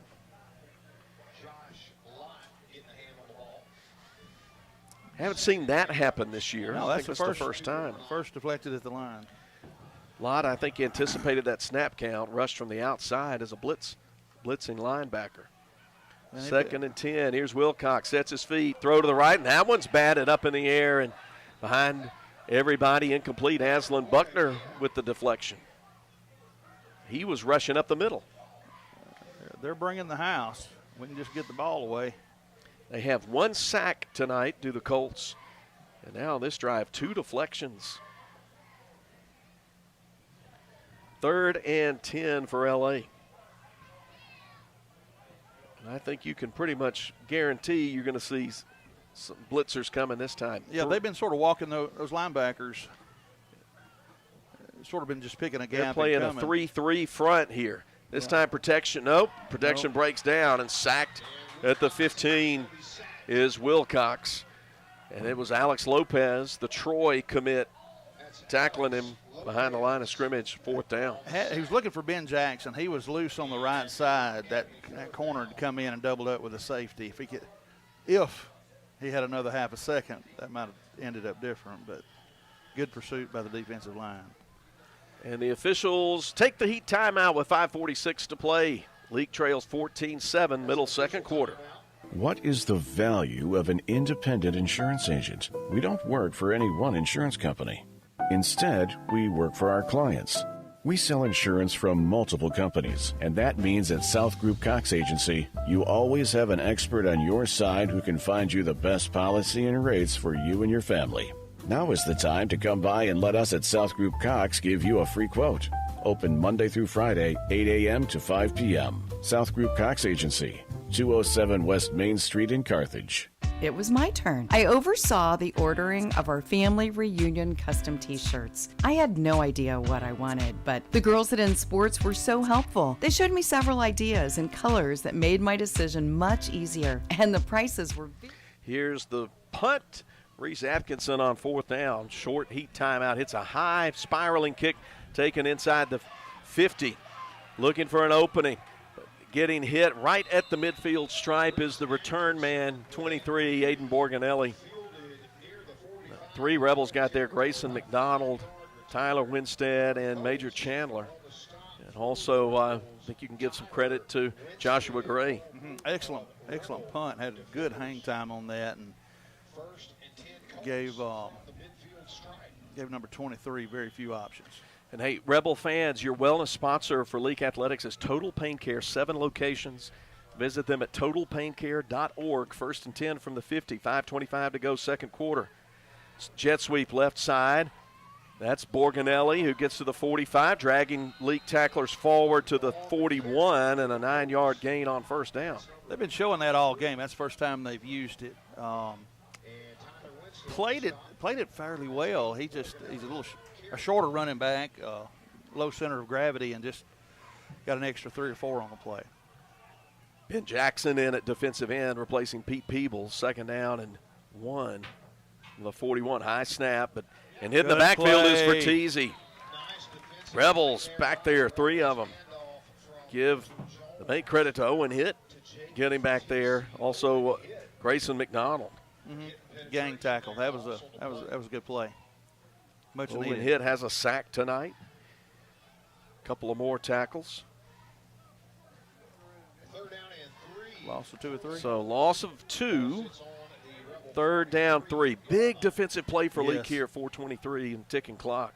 2 wide outs to each side of the formation from the shotgun. Jones, lots of time. Stands in the pocket, looks. Throws and the passes batted away. A flag came in back along or behind the line of scrimmage. Probably going to be a hold. He wanted his big receiver Osman, but Rebels tipped it away. I think that was Matthew Nowell. Look, it was a good play by their offensive line. They held up our pursuers, but I didn't see what the hold was the indication. That's what I assumed it was. There it is. He was wanting us to read his mind, I think. Make an assumption. But the Rebels will walk it back and prefer the yardage rather than give up the down. So 3rd down and, it's about a 9-yard penalty.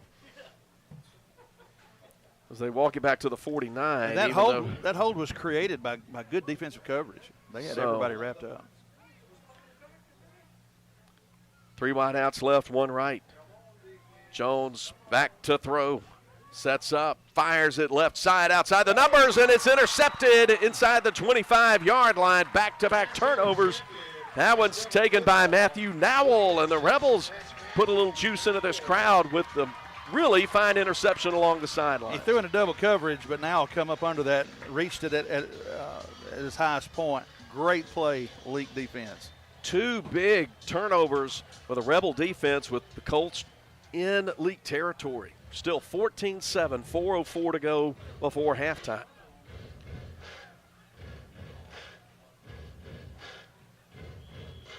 The Rebels have failed to move the ball their last 2 possessions. They take over at their own 21. Handoff. Room to run for Marble. He gets past a tackler past the 25 and twists and writhes his way forward to the 30 for a pickup of about 8 on first down. Good move. He leapt over first intended tackler and drug the next one 2 extra yards. 2nd and 3. They'll give him 7 to the 30. Give it to him again, this time right side, but Bayou there to defend it. Looks like is that Jack Osmond? I think so. No. That little linebacker shot 27, not 17. That was Reed Holman. Stopping him right at the line of scrimmage. So 3rd and a short 3 for L.A. Trailing 14-7, second quarter.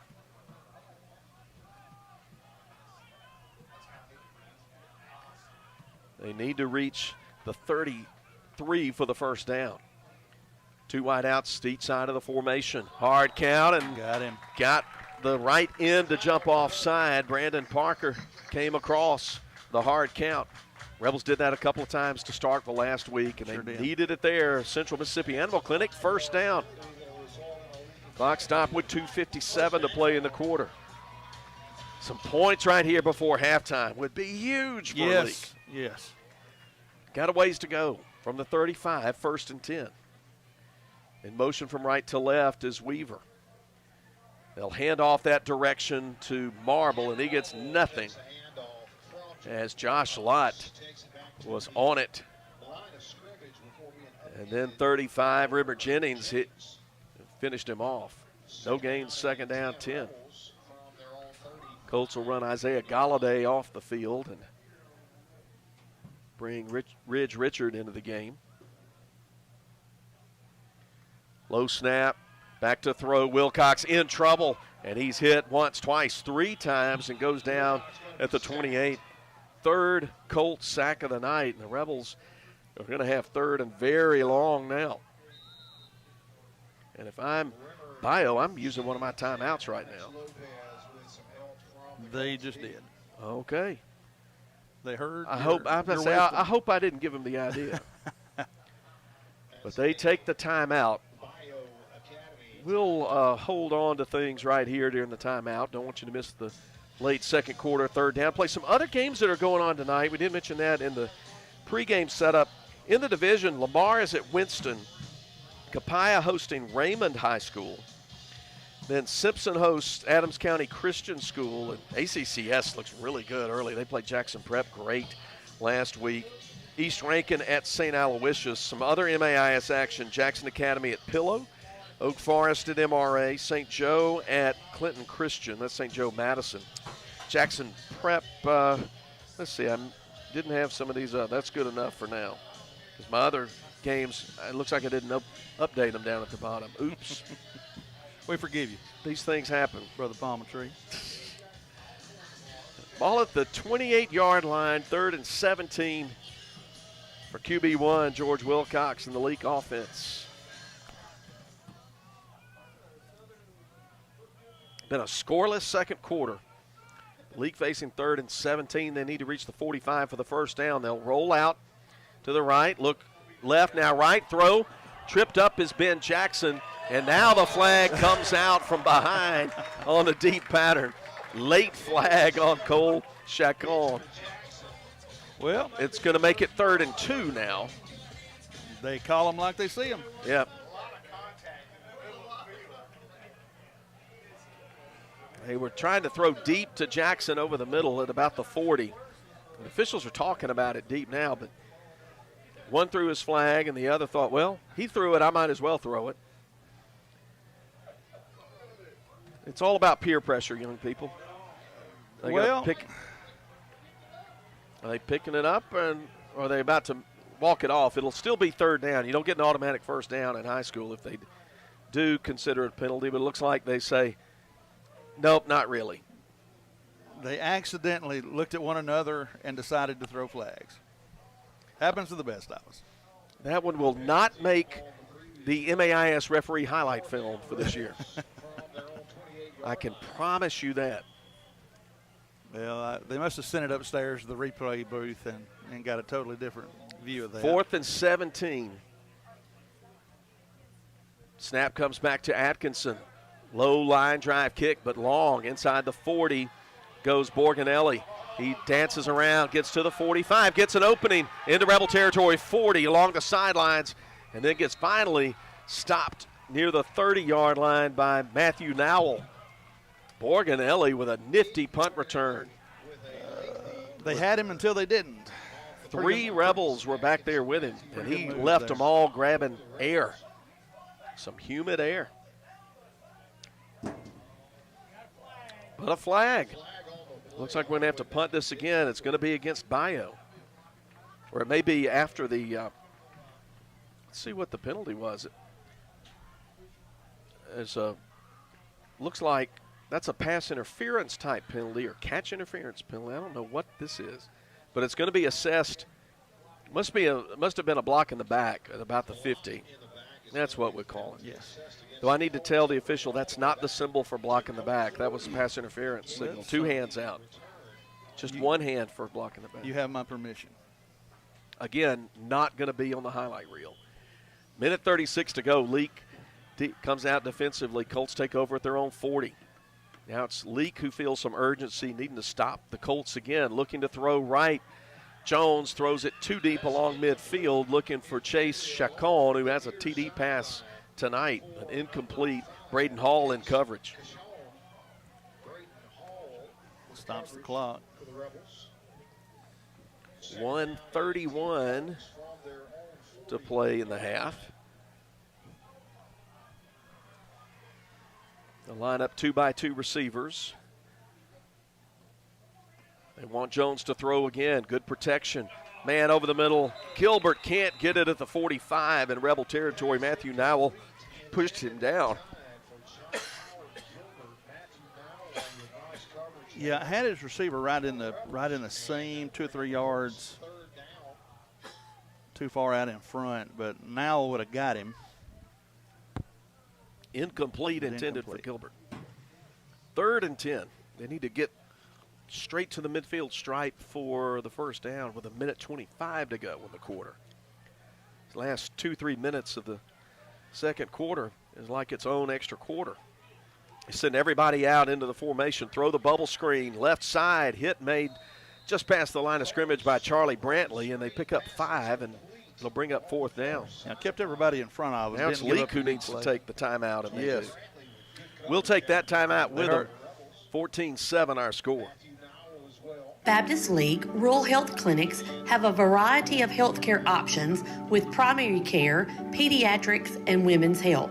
Providing care at 3 locations in Carthage, Walnut Grove, and Madden. Call 601-267-1470 today to schedule your appointment. Extended hours and Saturdays are available at our primary care clinic located in Carthage. Baptist League, making your health care our #1 priority. Leake County Co-op is ready for deer season. Okay, guys, I have this problem. Every year my hunting coveralls seem to get smaller. Am I the only one that has this issue? No. I think it's the feed we're on. You know, kind of like we feed the deer all that good stuff to make them bigger, just not in the right way. You're so funny. I'm headed to our Leake County Co-op now to buy new hunting gear and seed for our food plots. Yep, I was there yesterday and I got mine. Leake County Co-op, Highway 16 in Carthage. Boswell Media Sports. Welch Forest Products bringing you the second quarter of Rebel football. We're almost to the end of that second quarter. Punt time for Bayou from their own 45. Mathen Weaver walks up to about the 25. And the kick from Gilbert is away. It's going to go outside the numbers, left side and out of bounds. No return possibility there. Clock stops with 66 seconds to play in the second. Ball marked out of bounds. Let's see, where are they going to put it? The 37? Yeah, 37, 38-yard line. Well, you'd think we'd have to pass to cover this much ground in that little time. We do not need to hang back in the pocket 5-6 seconds. That's not going to happen. For the Wendy's halftime, Mariana Harkins is going to join us, talk about some things going on at the school, Leake Academy. Rebels have a scoring opportunity late in the quarter. 3 wideouts left, 1 right. Looking left is Wilcox. Throws too tall for Weaver along the 40-yard line in Colt territory. John Howard Gilbert, the safety, was covering him. Incomplete. Rebel pass game has taken a step back in the second quarter. It has. Exactly a minute to play.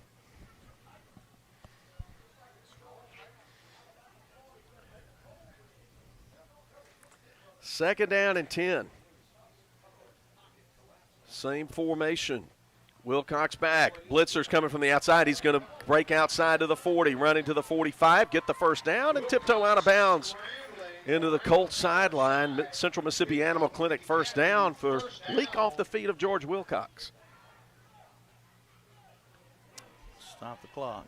That time, move the chains. When the pressure came, he escaped. Had some green out to his right. Camden Marble will check in, and Charlie Brantley will come out. Ball at the Rebel 48. 53 seconds. As Scott said, clock stopped. 2 deep safeties back there for Bayou. Low snap picked up off the ground. Wilcox going to heave it up. Left side, got a man open. And contact, but catch is made inside the 15-yard line. Great catch by Jack Harkins. Good play.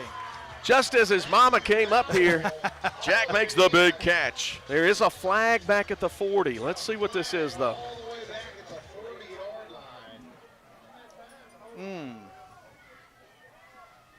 Officials standing at the LA logo talking about what happened. Here's the call. It's going to be personal foul on the Colts, so that'll be a half the distance in from about the 17-yard line. Going up high outside the numbers, Jack Harkins getting that beautiful pass from QB1 with a big gain, and then they'll move it. What's that, about 35 yards? 35, about 45. 45. Yep. It's going to be half the distance. They're in the David Barham Insurance red zone, and they're inside the 10. Should be between the 7 and the 8 if they mark it right. Who caught that ball? And they did. Jack Harkins. Number 5 in your program, number 1 in your hearts, right? 44 seconds to go. First and goal, Rebels. And they'll mark it somehow at the 9. They didn't mark it right, but anyway. Crew has struggled in this second quarter. All the Rebels with an opportunity for points in a 14-7 game. Motion left to right. Harkins are going to look right, throw in the end zone. Man open. Touchdown. That's 6 for the Rebels. Catch 22. Mathen Weaver heading to the right corner of the end zone, and pass was right on the money from Wilcox, and the Rebels are a point away from tying this game. Good patience and good vision, route running. It was all there, wasn't it? Excellent throw right in the crease between the safety and that cover over the top. Matthew Nowell ready to kick the extra point.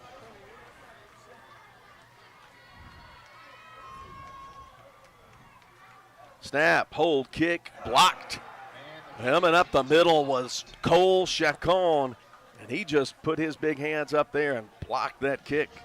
So the Rebels get 6, wanted 7, but you'll take that 6 yes. right before halftime. we'll keep it here before we get to the Morris Pharmacy kickoff. But a great drive for L.A. The big pass from Wilcox to Harkins, and then one more play. Bingo, touchdown to Nathan Weaver. First touchdown pass, first touchdown catch of the year for Leake. It helps to be the recipient of a big play rather than turning one up. And then especially with the Colts getting the second half kickoff, this is certainly some good locker room fodder. Yes. 9 yards on the pass. Rebels went 62 yards on that drive. That's a performance therapy reset. 4-6 for the Rebels. But that kick block may be a big play as we get to the second half. We'll see. 62 yards on the drive. Here's Matthew Nowell, the junior, right-footed kicker. He's ready. We all ready. Here comes the kick. End over end kick. Hit at the 20. He picked up at the 15. Here comes Borganelli, past one defender, slips past another tackler to the 40, 45, still running 50, far sideline inside the 40, and he's tackled from behind by Dylan Massey. And Bayou saying, not so fast, we may score the last time before halftime. Great return. Borganelli, he is elusive. He is. He's not very big, but I tell you what, he's as quick to the side as he is straightforward, and he's not very slow. From the 35 in Leake territory. Score 14-13. Rebel touchdowns presented by Weaver Tax and Accounting. 3-man front for Leake. 4 linebackers. They'll drop back into coverage. Just rushing 3. Throw deep toward the end zone. Man open, but it's Camden Marble wrestling forward and knocked it away at the last minute. Marble undercut the receiver for the ball, but the receiver still almost came up with it. I think 3 people caught that ball. 3 people dropped that ball. That was a Hudson Williams, the intended receiver. That was a fight all the way to the ground. Woo. Just 19 seconds left. Throw over the middle, deep in the end zone. Receiver had about 8 yards on him, but the that defensive back caught up. Yeah, throw was a little short, which helped L.A. there. 2 wide outs to each side, 2nd and 10 from the 35. Jones rolling out to his right, going to throw underneath. Pass dropped at the 25-yard line. Open, but pass was underthrown just a little bit. Underthrown, well covered. That again was Williams.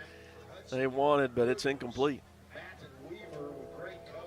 Closest Rebel was Mathen Weaver, but that was one of those passes. If he caught it, he was going down, and the clock was going to continue to run. Right. Of course, Bayou has 2 timeouts they could use. But they're facing 3rd and 10 at the Leake 35. 4 wide outs. They take off on the snap. Throw is going to be over the middle and intercepted by Matthew Nowell. That's his 2nd pick of the night of the 15 to the 20. Got some room. 25-30 and knocked out of bounds at the 40-yard line. Just 1 second left on the clock. The Rebels will get 1 play. 3rd turnover of this quarter generated by the Rebel D. Had some opening room, and the left side tight end and tackle made up some ground and ran him into the sideline. But excellent play. 2 this quarter by number 6, Matthew Nowell. Time for the Rebels to do something if they choose. It looks like they're coming out with a victory formation. They're just going to down it to the locker room. That's what it looks like. Yeah, not going to be a deep play here. Just a kneel down for Wilcox. That will run out the second quarter. We'll take a break with them and come back with the Wendy's halftime. Leake trails Bayou 14-13 at the half. We'll be back with the Wendy's halftime after this break as Leake Academy football continues from Boswell Media Sports. Dr. Ryan Anderson and his crew at Central Mississippi Animal Clinic love getting to know you and your pet. In addition to your pet's health care, they offer boarding that will be your fur baby's home away from home. Become a member of the Central Mississippi Animal Clinic family today. Download the Central Mississippi Animal Clinic app or go to centralmississippianimalclinic.com. Central Mississippi Animal Clinic, Highway 35, Carthage. Edinburgh Drugs, right in the heart of Edinburgh. They make convenience a priority for their customers with easy drive-through pickup and free home or business delivery. You can also visit edinburghdrugs.com to shop for gifts and order your refills while you're there. Patient education is very important to owner and pharmacist Cody Coffin. She's happy to explain your medication and how to take them. Health Mart, taking the time to listen and care. Edinburgh Drugs, your independently owned Health Mart pharmacy. Highway 16, Edinburgh. Total Pain Care's mission has always been to reduce suffering, increase function, and provide a better quality of life for every patient. Dr. Eric Pearson and Dr. C.C. Martin are committed to treating patients with the highest standard of care. Total Pain Care has full-time clinics in Meridian and Philadelphia, providing a convenient option for Neshoba County and surrounding areas. Total Pain Care, located in the Medical Arts Clinic at Neshoba General Hospital. Here to help you get back to living your best life. Premier Medical Group, PMG. Your good health is our priority. Did you know you do not have to drive for specialized care? Premier Medical Group in Kosciuszko partners with specialists in urology, cardiology, neurology, and orthopedics. Have your primary care provider refer you to a PMG specialist today. Premier Medical Group, PMG. Good health is our priority. At Wendy's, you don't need a psychic to tell you your hamburger's gonna taste great. Excuse me? Because every square hamburger is a sign you're getting the best. Did someone say sign? 4 corners of hot and juicy fresh beef that make deliciousness its destiny every time. Hold on. I'm getting fresh beef. When you want the best hamburger, square's the beef. Choose wisely. Choose Wendy's, Dave Single. I am a psychic, after all. Fresh beef available in the contiguous U.S., Alaska, and Canada. Boswell Media Sports. Hey, it's the Wendy's halftime. Wherever you are, there's a Wendy's close by. Use that Wendy's app, and you can have it waiting for you to pick up inside. You can use it through the drive-thru and visit them for breakfast as well. Wendy's halftime, our score at the break from Madden. Bayou 14, Leake 13. Been an exciting first half. We're expecting a tightly played game all the way down to the end. But let's go to our interview segment now. We've got Mariana Harkins here with us. She was kind enough to come on, talk with us. I'm going to ask what may be the weirdest question I ask. What's your official title at the school? Well, I wear many hats. I know you're a these college days. and career counselor. I am. But you're more than that.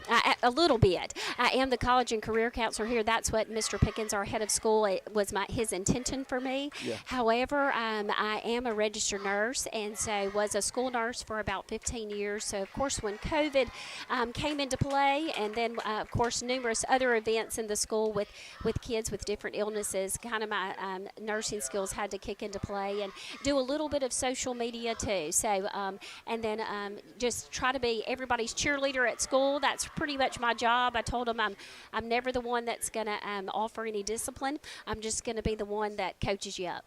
Sounds like a good, nice work if you can get it, as they say. That's right. That's right. Well, hey, talk to us first about big things going on, not this coming week, but the following week. That's right. Homecoming coming September 15, ball game here, and a whole week's worth of activities. So what do folks need to know about Homecoming 2023 at LA? That's right. We're really excited every year about Homecoming. We tend to bring in a lot of alumni, and we look forward to that every year. A lot of times different classes will even schedule reunions during that time, and they come and join us for our Homecoming festivities. They will be September 15th here at Leake Academy, and of course we have a beautiful homecoming court, and they will be honored and recognized during the halftime, and of course we will announce our homecoming queen at that time. And hey, I'll take a second and read it off. It was announced earlier today, but you can find the list and a really lovely picture of those young ladies at Kicks96news.com. The Leake Academy 2023 Homecoming Court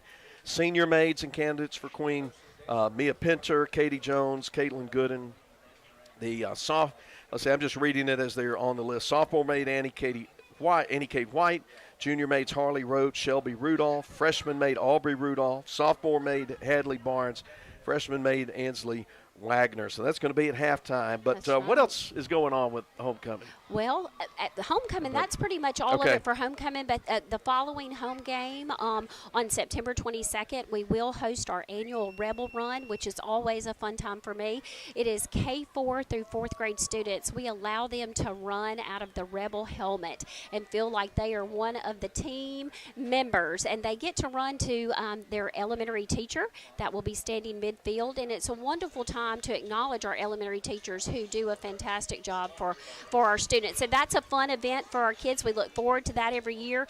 And then also that same evening on September 22nd, we will have our elementary cheer campers will perform at halftime. And you talk about bringing out the grandmas and grandpas for that experience. It's a whole lot of fun. So hopefully some future cheerleaders here at Leake Academy. Well, we're not far away from Halloween Carnival. Oh, that's right. Yes. And I think that's the biggest event, of course, by far that we sponsor here at Leake Academy. And we're so very thankful to our parents and our patrons who always are willing to participate for that event. Over the past probably 4 or 5 years, we've raised over $250,000 because of our parents and our students here at Leake Academy, so we feel very fortunate. But that is kicking off. Matter of fact, if you're interested in buying a chance for the $10,000, which, I've been buying one for a lot of years and never won, Mr. Phillip. Maybe this is my year. Yeah. But we are selling those chances now. All of our students here on campus have a packet of those, so if you're interested in buying one of those, just look up one of our students and they'll be glad to sell you. They're $25. And of course, those winners will be announced on our Halloween Carnival night. And so we kind of do it during the day now, so it's kind of late afternoon when that's announced. But it's a great event. We all love the food and the camaraderie that we have with all the parents and the different visitors that come on campus during that time. Well, yeah, that event is famous far and wide. That's right. All right, what else going on that you want to tell us about? Well, we're just really excited about our new senior group that's graduating this year. Of course, graduation's not until May, but it will be here before you know it. Almost 100% of our graduating class this year will be receiving some type of academic scholarship. So I'm really pumped about that for them. They're a little hardworking group and very sweet students. Matter of fact, today, East Central Community College opened their enrollment. We had lots of kids doing some open enrollment for their first college application, which was exciting for them. We've had some to already enroll in Mississippi State and Ole Miss over this past summer, so lots of exciting things happening for them. I met with most of them this week, and they were a joy, and they are really excited about what their future holds. Okay, let me go to a question that you don't have in your notes. Okay. I promise you, but you won't have any trouble answering this.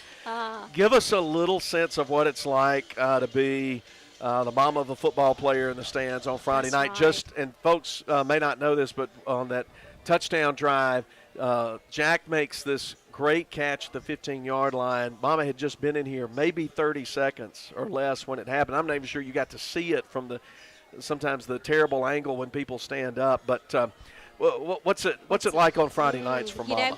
This is my second time around with that, Philip. I had a son to graduate in 2019, and he was the quarterback during that time, and that's really tough. And actually, my nephew's the quarterback this year, so I actually feel like I have two out there. But, as you mature as a mom and as you get a little bit more comfortable with things, you just learn to sit back and enjoy it a little bit. This time, I am definitely enjoying the ride and taking in every moment, and it's just a pleasure to see him out there. He laid off a couple of years and did some growing over the past couple of summers and decided to go back out, and we're really thankful for that. He's having a wonderful time, and we're just going to enjoy every bit of it. Final question. Every interview guest gets this question to wrap it up. What's your go-to order when you go to Wendy's? My go-to order when I go to Wendy's is the spicy chicken sandwich. Oh, you're the first one. Extra pickle, and some ketchup. Y'all get out of Mariana's way when she comes through the drive-thru. Yeah, Wendy, Yeah. she's getting that spicy chicken with That's the extra right. pickles. That's right. It's good stuff. And I I'm have to put in a impressed. plug for my mom. She's a big Wendy's fan and couldn't be here tonight and enjoy watching her grandsons play ball, but she's a Frosty queen, so she likes the Frosties from Wendy's. So I might have to swing by and grab her one on the way home. It's a little ways till Christmas, but I'm telling you, when they bring that peppermint Frosty out, Yeah, I that's am good getting stuff. in line That's for that. right. Well, Great. look, thanks for what you do for these students Yeah, and it's the my Leake pleasure. Academy community. That's right. Appreciate your They bring me a your- lot of joy. your hard work, and thanks for sharing some of that with us here at Wendy's Yeah, Halftime. thank you, Philip. Thank you for having me. Sure. Mariana Harkins joining us, college and career counselor at Leake Academy, and mom of number 5 out there as well. Leake trails 14-13 at the half. We'll step aside one more time. We'll come back and bring Scott Engel back in, and we'll talk about what should be an exciting first half of football ahead. Stay with us as the Wendy's Halftime continues. We were celebrating a birthday, so we took the family out to dinner at a steakhouse. You may have known it as Lee's, but now it's a new building with a new name. The same great chef and owner, Artie Reed, and Hometown Prime. My beef filet was cooked perfectly, and we can't wait to go back. Steak, seafood, the best sweet tea, and of course, homemade desserts. Delicious. For daily specials and hours, Google Hometown Prime and like them on Facebook. Hometown Prime is ready for you. Highway 21, Sebastopol. Now, Bob, when we started the Bring Your Kid to Work Day, this wasn't exactly what we had in mind. I'm sorry, but they're my babies. We're about to go grab lunch and then head to the farm. Well, where are you headed? Rosebud General Store out there in Rosebud on Highway 487 East. Nothing but the best for my babies. They got everything you need for your farming family. Well, your calf sure is sweet. Does she have a name? That there's the cow patty. Whoa, let me get this straight. You named your cow Patty? No, sir. It's what you stepped in. Ew. Rosebud General Store, Highway 487 East. When dealing with something as complex as taxes and payroll can be, you can turn to Weaver Tax and Accounting to make things easier. Their professional staff works diligently to make sure your business and personal returns are complete and finished in a timely manner. Weaver Tax and Accounting will also execute your bookkeeping and payroll, bringing you the best in tax services since 1979. Weaver Tax and Accounting, 20 South Street, Sebastopol, and 109 Chadwick Avenue in Walnut Grove. Is this a familiar sound that seems to be never-ending? Money for this, money for that? Don't worry. East Side Pawn and Gun to the rescue. Take your pawn to them in exchange for the loan you need to help you through unexpected seasons. Confidentiality will always be respected when you do business with East Side Pawn and Gun. So what are you waiting for? Stop the fretting and get on over there. East Side Pawn and Gun, Highway 16, Carthage. Boswell Media Sports. We continue with Wendy's Halftime from Thagard Field. Bayou leads Leake by just a point, the slimmest of margins, 14-13 at the break. Quick check of a few scores. Big game, Highway 35 rivalry, but not much of a matchup tonight. Kosciuszko leading Leake Central 23-zip at halftime. Game a lot of people are keeping an eye on up in North Mississippi. This says fourth quarter, so they must have started early. But we'll say it's second half for sure. South Panola 14, Oxford 3. Stone County, the Tomcats leading Poplarville 7-6 at the half. A few other scores, I'm particularly looking for ones that hit a little closer to home, and I have to kind of go through it all. Philadelphia all over Morton at half, 30-0. Tornadoes way out in front. West Lauderdale a touchdown better than Clarkdale at the half, 21-14. And Scott Central leads Tylertown at the intermission by a field goal, 16-13. A couple of more, and then we'll toss it to Scott here, looking for some. I was looking for Neshoba Central. They're playing Louisville tonight. Wildcats leading 10-0 over Neshoba at the break. That game at Louisville.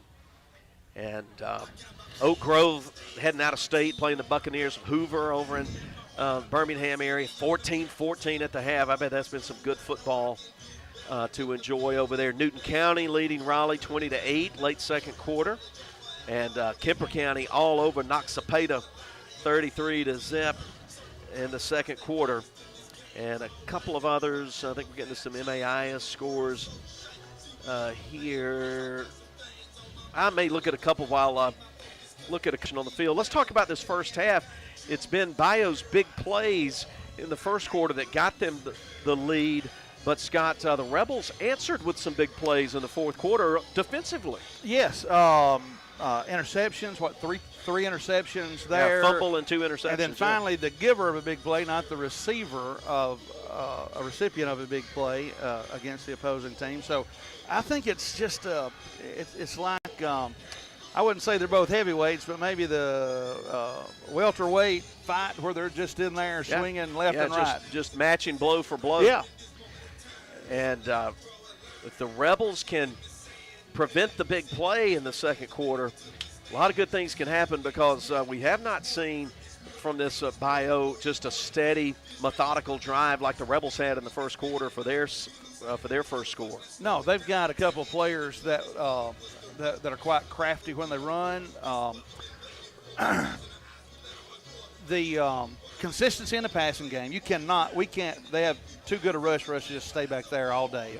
And a little amplified rush on them changes the complete completion of the game. But when we run the ball, we've ran the ball, fairly well tonight. Straight ahead, no bells and whistles on the outside. Just turn it toward the goal line. Couple of other scores. Forest leading Newton 28-0, and that shows as a first quarter score. No score first quarter between next week's opponent, the Union Yellow Jackets, playing against Enterprise Bulldogs. Note for everybody out there, if your team's ever playing Enterprise, make sure which Enterprise you're going to, because there's 2 of them. One of them's down in Lincoln County, and the other's, I think, in Quitman County. I know somebody who made that mistake, but it wasn't me. But that's a look at some scores in first half. What do you think? What do you think the Rebels need to do to overcome this slight deficit and pull out win number 1 of the season? Don't give up the big play, and they've done that. Even giving up a penalty rather than the big play, and control the ball on offense. Run that ball, and that opens up all kind of options for you. Those first couple of drives, 2nd and 8, 2nd and 7, looked very good on second down. Nothing long. 12 minutes up on the clock. We're ready to start tonight's third quarter, presented by Eastside Pawn and Gun. Leake will kick off north to south, left to right.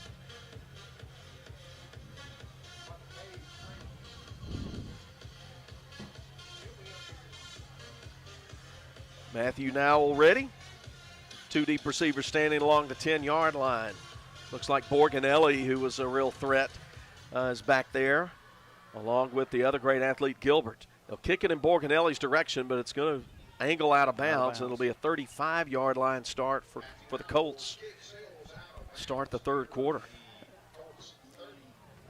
And that's not that bad a play rather than kicking it to that young man. Yeah, Borganelli's dangerous enough where he's returned a punt and a kickoff into Leake territory during the first half.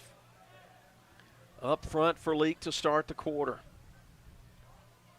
Carter Pigg coming on the field. Pete Peebles, Owen Hitt, and Hagan Bobo, the front 4. Linebackers McDonald, Kemp, and Winstead. Corners Weaver and Brantley. Nowell and Marble of the safeties.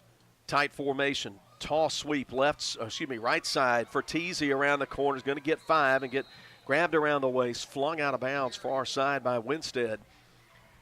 Good gain on first down. May have picked up 6, maybe 7.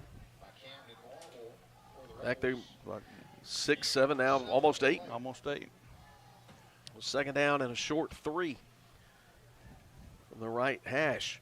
Rebels creep up the safeties up near the line of scrimmage. Handoff going to go to Fertizzi. He's trying to break outside. Gets hit, driving, churning forward past the 45. He will get the first down. Gets to the 46. About a yard. They're got no tight end to the left, heavy on the short side of the field, and pointing to the hole they're fixing to run at. Kobe Kemp put his shoulder into him, stopped him, but not before he picked up the first down with the 47 on a 4-yard gain, 5-yard gain. Colts look into the far sidelines. Coach Flip Godfrey sending the signals in. 2 wide receivers left, nobody to the right. Power I formation. Again, it's for Teasy, but he doesn't get much this time. Grayson McDonald and Carter Pigg. And let's see who else gets up out of there. Kobe Kemp. We're all there. Stopped him before he could reach the 48. 2nd and 9. Yeah, just hit the that second gap on the right side, and it looks like Leake met him in there man for man. And they're doing it again. 2nd down and 9, same formation. Under center, the sophomore Jones. Tall sweep left, blocks out in front, cuts inside. The Rebels stop him. Did not get much, if anything. 3 Rebels in there. Hagan Bobo popped him, and Camden Marble came up from safety and finished that stop. They get him a nice spot up near the 49, gain of a yard, 3rd and 8. Yeah, that defensive end played well off that Hoss offensive lineman they got and met the running back right at the line. Ben Jackson comes in to rush from defensive end on the 3rd down play, replacing Peebles. 9:50 ticking clock, 3rd quarter. 14-13, Bayou with a possession play, 3rd and 8. Need to get to the Rebel 43. Back to pass. Throw right side, out in front of the receiver, incomplete at the 41-yard line, right at the sticks. They were looking for Chacon out there. Incomplete. Had Brandon Daniel downfield, but he didn't have an opportunity to throw the ball to him.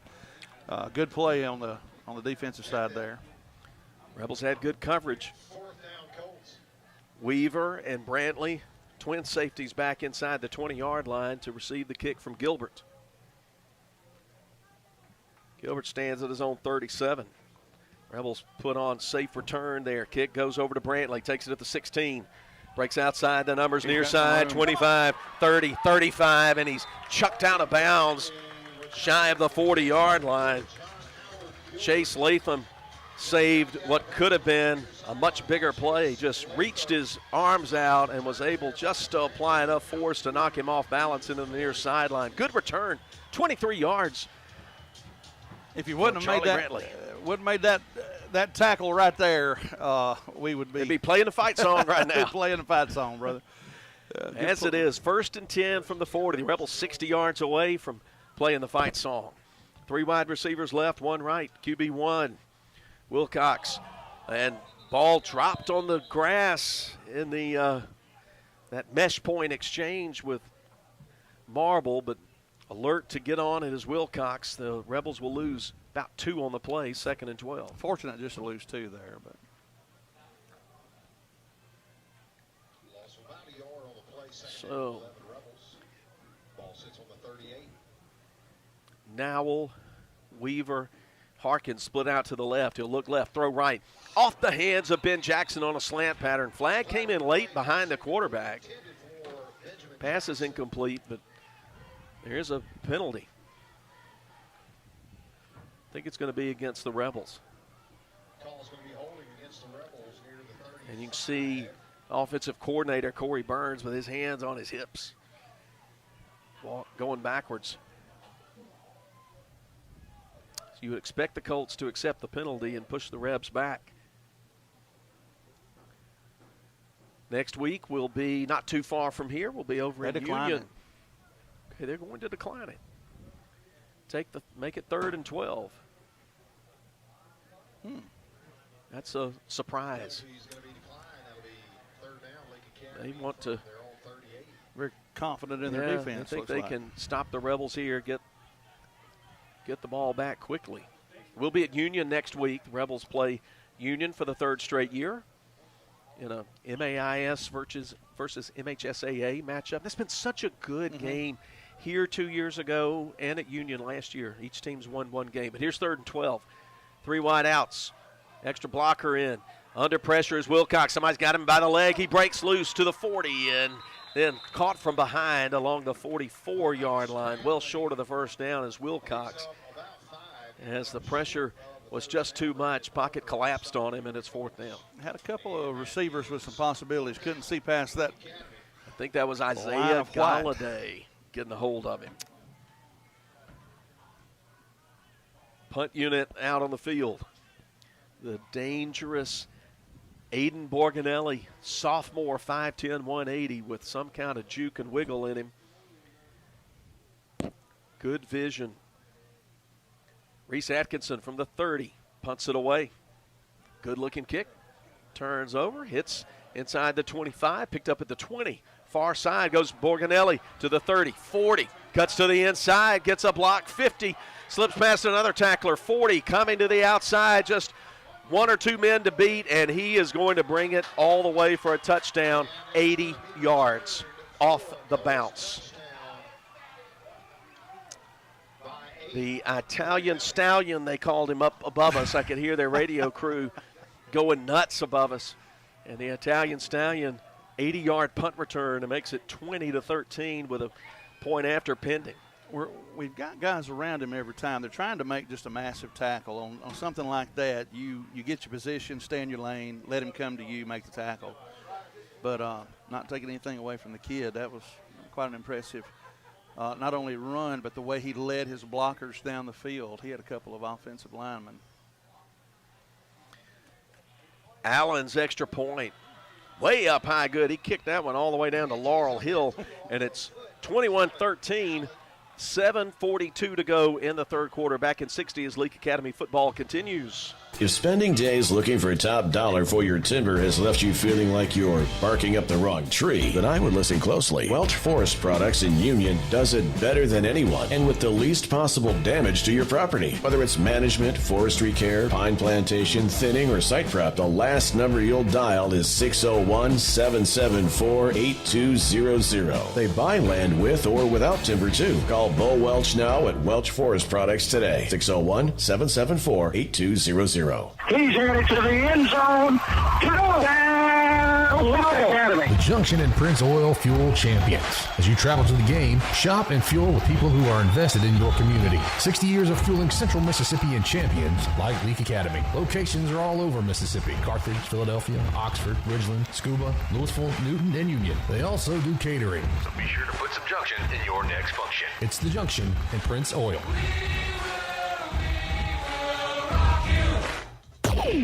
Boswell Media Sports.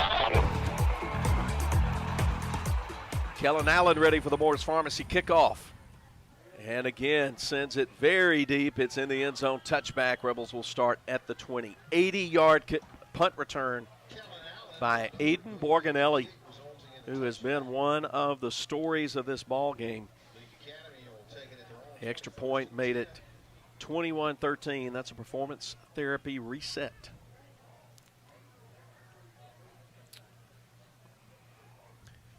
George Wilcox on the Rebel offense, moving left to right.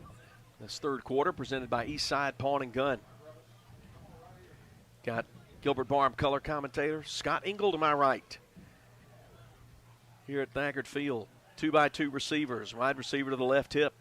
Play fake, throw to the outside, complete to Nowell. He moves once, shoulder fake, gets about 9. Maybe he got 10. In fact, I think they're going to give him the 30-yard line, and that's going to be a Central Mississippi Animal Clinic first down.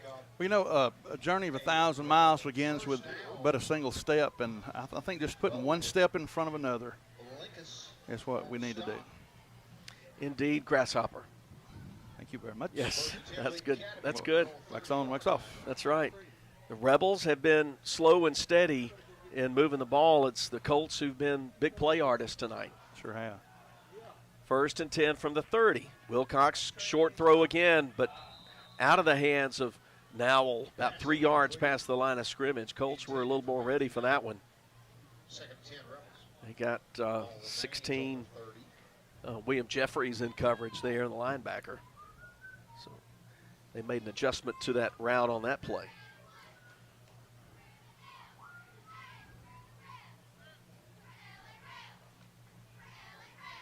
Second down, 10. 2 wide receivers each side. Motion, low snap, bounces in, but taken by Wilcox. He throws it up the middle into traffic. And it was nearly caught by Mathen Weaver, but he got bumped, I thought, before the ball got there at the 40. Defender had both his hands up, running backwards in front of the guy, did not turn his head. In some leagues, that's a penalty. Yep, but Chase Latham got away with it that time, 3rd and 10. And it's tough when you throw into triple coverage. Yeah, I think Wilcox let himself get hurried up on that. He did. You know, when that snap comes back and it's out of whack, right. It's hard to get your rhythm. 3rd and 10 to throw. Pump fake, throw left side, open is Harkins, but he can't hold on the ball. It pops out of his hands on the far side as he fell down at the 45. Oh, so close to getting the first, but it's 4th down and a punt. Pretty good play by Jenkins. He got there about the same time the ball did. Ball's a little high, and that would have been an incredible catch where he'd been able to have made it. Yeah, Harkins went way up, used those basketball skills that he has. It does. But no completion there. Reese Atkinson at the 15 to punt. Oh, snap is high. Still on the ground. He's going to fall on it at the 10-yard line. Was on his knees trying to gather it in. Of course, once you get it in when you're on your knees, that's the end of the play. And a special teams misfire sets Bayou up for an opportunity to expand an 8-point lead. 6:45 to go in the 3rd. All you could say there is, ouch. Yes.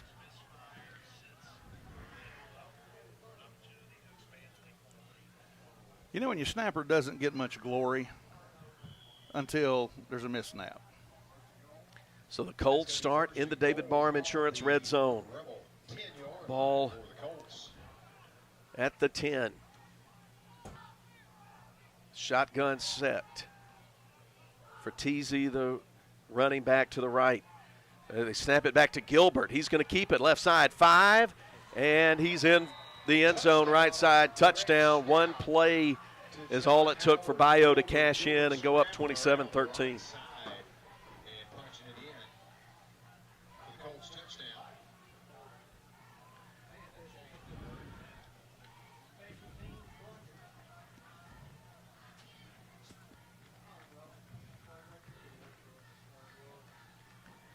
Allen on to kick the extra point. Snap, hold. Hold was offline, and it's no good. Off to the right. That's a break the Rebels needed there. Makes it a 14-point ball game, but the offense needs to get in gear with 6:38 to go in the second quarter. We'll be back with more here on Boswell Media Sports. Premier Medical Group, PMG. Your good health is our priority. Did you know you do not have to drive for specialized care? Premier Medical Group in Kosciuszko partners with specialists in urology, cardiology, neurology, and orthopedics. Have your primary care provider refer you to a PMG specialist today. Premier Medical Group, PMG. Good health is our priority. Neshoba County Co-op knows that opening day of dove season is one of the most anticipated and popular hunting days of the year. It brings family and friends together. Dove season's one of the first hunting opportunities of fall as the long and hot Mississippi summer ends. Get on over to Neshoba County Co-op today. They've got everything you need to make the big day a huge success. Neshoba County Co-op, 338 Main Street, Philadelphia. Mathen Weaver on the return from the 1-yard line, gets past the 20 and is stood up, pushed back at the 22, and Leake will start there trailing 27-13. 6:28 to go in the east side pawn and gun third quarter. One play scoring drive for the Colts. Rebels had a special teams malfunction. Snap back to the punter over Atkinson's head, and the ball went over on downs at the 10, and a 10-yard run by John Howard Gilbert. Extra point was no good. Quick throw, right side complete up to the 26 to Ben Jackson, and he's hit and pushed back immediately. Reed Holman in coverage for the Colts. Pickup of about 4 on first down. Good solid play on first down. Good catch. Small plays like that will certainly open up the palette of what you can do. throw. Good slant. Ball caught at the 35, breaking away from a tackler and getting to the 40 is Matthew Nowell. Central Mississippi Animal Clinic, 1st and 10 for Leake. Pass caught, tackle made by Josh Lott. Rebels get a good throw on the slant pattern. That's going to be the Heat timeout. We'll take it with them. Rebels down mid-third quarter, 27-13. West Side Body Shop says, let's face it, stuff happens. And when it does, they can take care of damage as small as a chip in your windshield all the way up to full collision services. Insurance claims are always welcome too. Just be sure your first stop is West Side Body Shop in Philadelphia. They also specialize in truck accessories, including toolboxes, visors, Nerf bars, and winches. They make your ride look cool. West Side Body Shop, just off Beacon Street on Waterview Lane, right behind the Huddle House in Philadelphia. Moore's Pharmacy in Carthage, Sebastopol, and Walnut Grove appreciate you, their customers. We have a beautiful selection of gifts with free gift wrapping. We are one of the only pharmacies around to offer compounding and women's hormone replacement therapy. Moore's Pharmacy accepts all insurance, including Medicaid. Our 2-lane drive-thru and prescription synchronization will make your visit very convenient. Come see us. We have the shortest wait time in town and a professional staff to assist you. Moore's Pharmacy, Highway 16, Carthage. Boswell Media Sports. 1st and 10, LA from the 40. Pass thrown short to the left side, but incomplete. Intended for Nowell. They're using that one-step drop, not going to take any more sacks for the night. And cornerback Bo Linkus was in coverage for Bayou, 2nd and 10. Rebels will remind everybody, Total Pain Care as well, a sponsor for LA Sports, totalpaincare.org. Back to throw. Wilcox chase from the pocket, throws right side, off the hands, incomplete. Had 2 chances at the midfield. At midfield did Ben Jackson in front of the Rebel bench, but never could haul it in. 3rd and 10. Had 2 or 3 yards in front of him, but I think he made a wise decision and came in a little hot. Couldn't quite wrap it up to his chagrin. Colts 27, Rebels 13. 5:38 to go, 3rd quarter. Eastside Pawn and Gun, the presenting sponsor for the 3rd quarter of tonight's Leake Academy football game. 4 wide receivers in the formation. 1 left, 3 right. Back to throw is Wilcox. Up the seam, going to overthrow, and Paul nearly intercepted by Cole Chacon, the safety. He wanted Jack Harkin streaking up the right seam, but it's incomplete. 1 first down and a punt for the Rebels.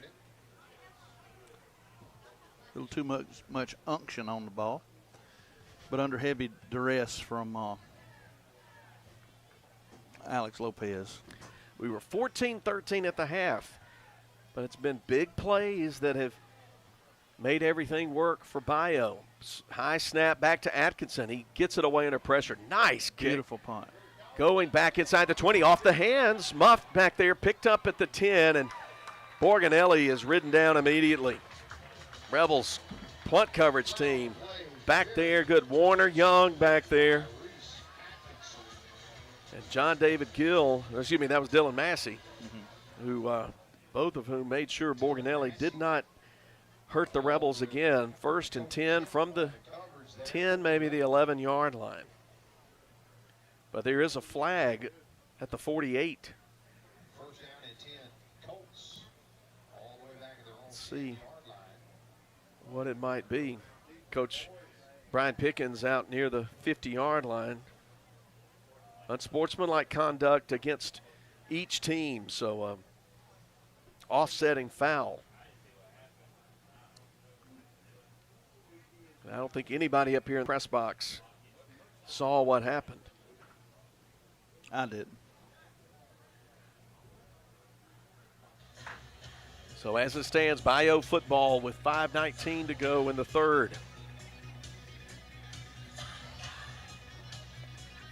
Next slow down of play, we've tried to give you a little trivia tonight. Come on. The subject will be Leake Academy football history. Shotgun formation for Bayou. They hand it to Fertizzi. He gets past a couple of tacklers into the second level. 20, coming back to the inside. 30, driven down there. Late contact going on, but no flag, and that's a relief there for the Rebels. Pete Peebles finally got Fertizzi down. He was running with some determination on that play and picks up 20 in a first down. Ran 40 to pick up 20. He's a tough one to catch. 1st and 10 from the 30. We'll do the trivia early fourth quarter. Play fake, keeper on the right side. Jones will be tackled for a loss. Rebel linebackers and safety. It was Camden Marble making the TFL on that play. Loss of a couple, maybe 3. Good read. Camden Marble, such a mature player on defense, played linebacker last year, moved to safety, and he still continues to make tackles. Does.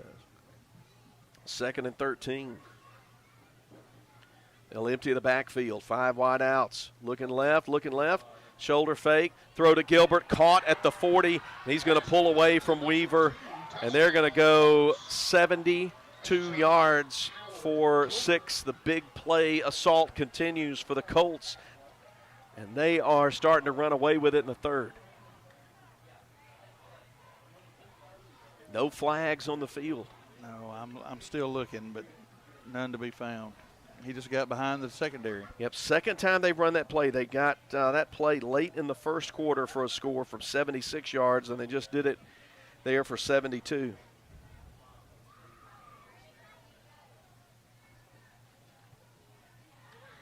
Allen's extra point, no good. 33-13, 4:10 to play third quarter. Back after this as Leake Academy football continues.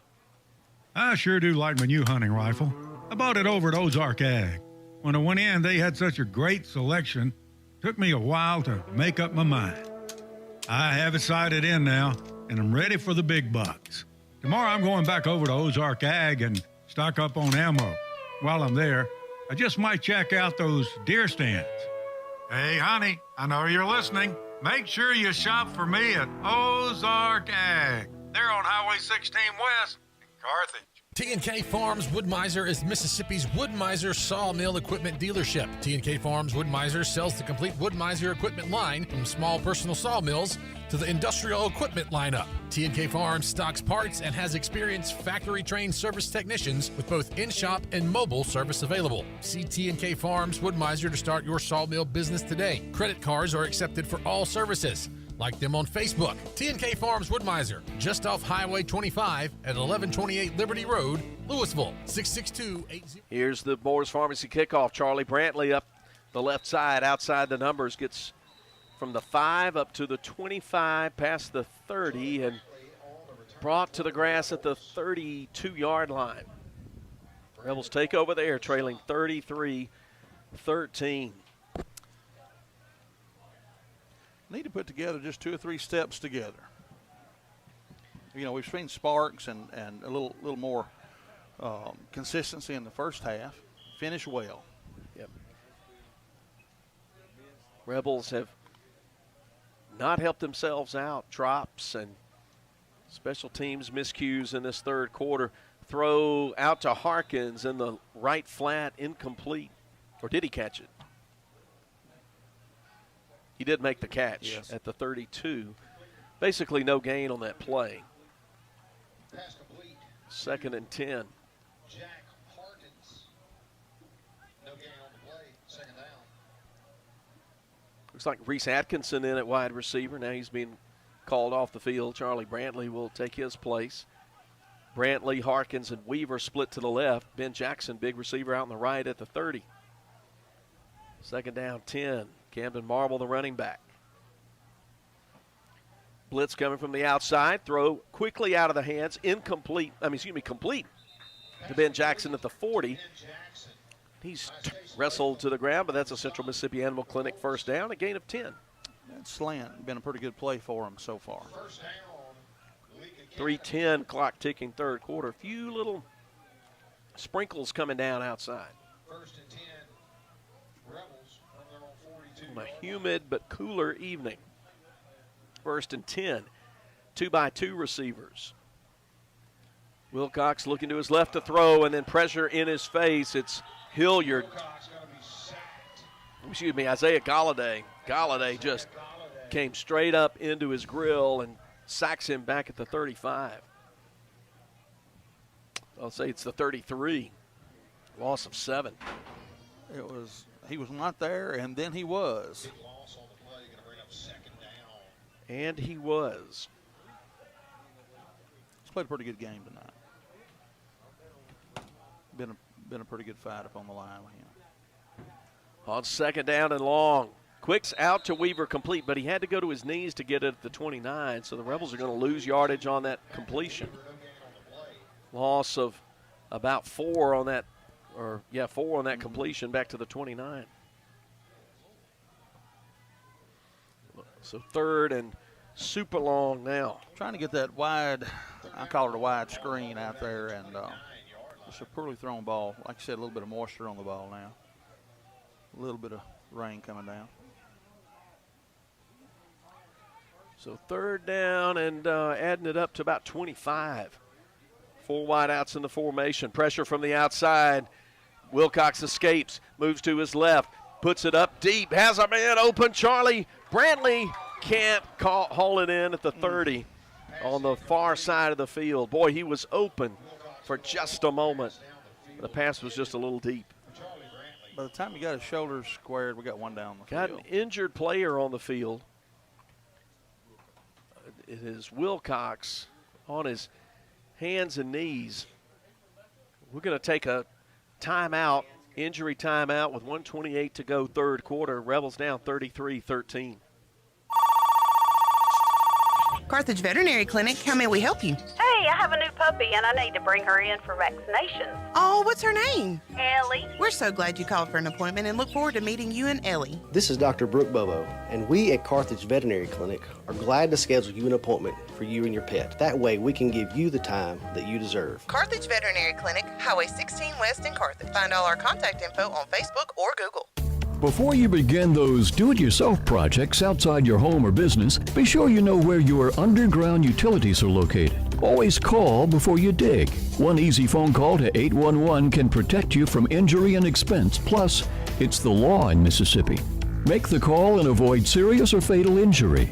For more electrical safety tips, contact Central Electric Power Association, serving you since 1937, an equal opportunity provider and employer. Boswell Media Sports. Applause in the stands as sophomore quarterback George Wilcox walks off the field under his own power between Corey Burns and trainer David Jones with 1:28 to go in the 3rd. 4th down for Leake, and once again they're going to have to punt to the dangerous Borganelli. Standing at his 15 is Atkinson. Steps into it. High kick, taken at the 37. Flag down, bouncing off a tackler at the 40. Into Rebel territory. 30, 20, down the right side, and all the way for a touchdown. But there's some laundry on the field around the 50.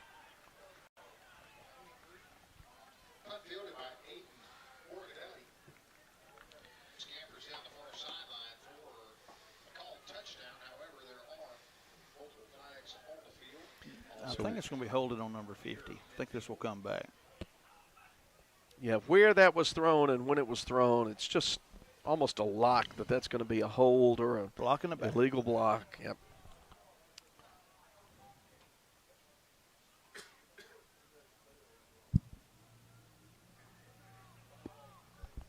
If it is, the officials walking it back from the Leake 48. It'll go back to the Bayou 42. The 1:08 to go in the 3rd quarter. Bayou football. The 43. Okay, and they scooted another 9-yard penalty. We've had 2 of those tonight against Bayou. Been a good night for sophomore Mitchell Jones, the Colts quarterback. He has thrown 3 touchdown passes.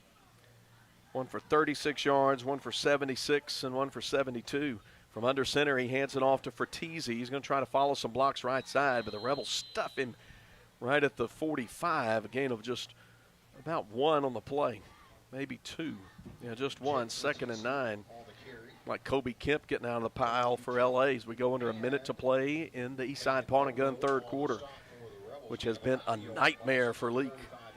Yes, it has. Up there on the front line, Bobo, he's in a pretty hot contest with Landon Bryant. Clock ticking under 35 seconds. I formation, 2nd down 9. Handoff to the first man through. That's Buckner, and the Rebels stack him up after a gain of a couple to the 47.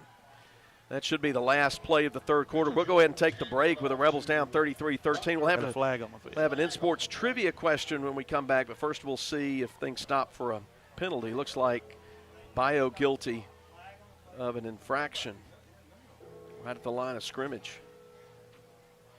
No, face mask? We'll see. That's a preliminary indication. I could have misread that.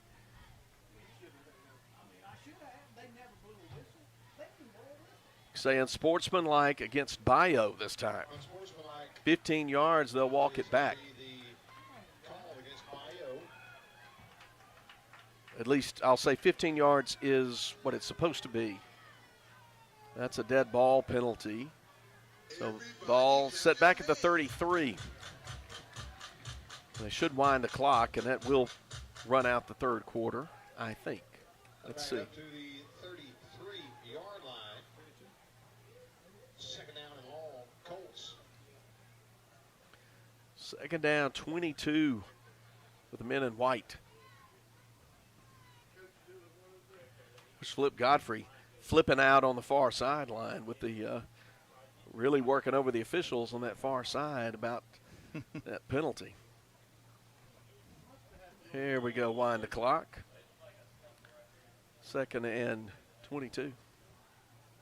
Yeah, play clock, yeah. So we stop after the dead ball penalty. Little toss pass ahead. Nothing there for Gilbert. He stopped at the 31-yard line. That will run out third quarter. 11 sports trivia and more coming up fourth quarter. Rebels down 33-13 after 3.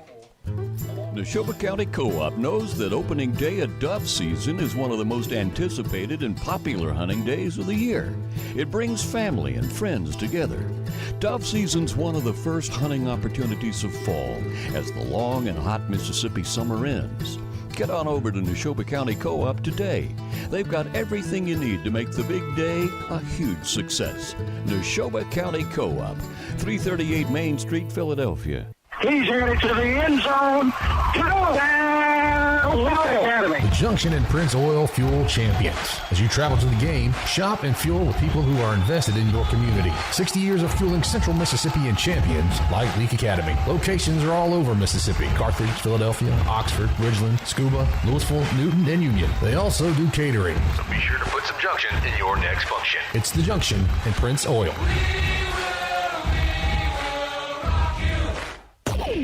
Boswell Media Sports. Start the Neshoba County Co-op fourth quarter from Thagard Field. Bayou 33, Leake 13, the score in this week 3 ball game. 4th down play as some light rain is falling. People under their jackets, a couple of umbrellas, ponchos out there. Gilbert, the punter, punts it away from the 22. Tumbling kick. Hits at the 40 in Rebel territory. Will angle toward the sidelines, roll near the 30, and the Rebels will pick it up there. Matthew Nowell gets it, and he's tackled immediately. Or that was Gage Bennett. Sorry, not Matthew Nowell, Gage Bennett. Decided to pick it up and tackled right away at the 31.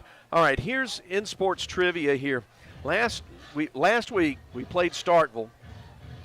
We only played Bayou 5 times counting tonight. Which school has Leake Academy played the most in their entire 53-year football history? I'll give you 4 choices. Canton, Heritage, Oak Hill, or Starkville. Canton, Oak Hill, Heritage, Starkville. Who have they played the most? 1st and 10. Quick toss in the flat, left side. Harkins gets it, reaches the 35, and he's shoved out of bounds. Gets a nice gain on 1st down for the Rebels. So, Canton, Heritage are our 4 options for you. Leake Academy historians. Who of those 4 teams has the Rebel played the most? Those are the top 4. 2nd down and 4. Throw, slant, off the hands, high there to Ben Jackson at the 45, 3rd down.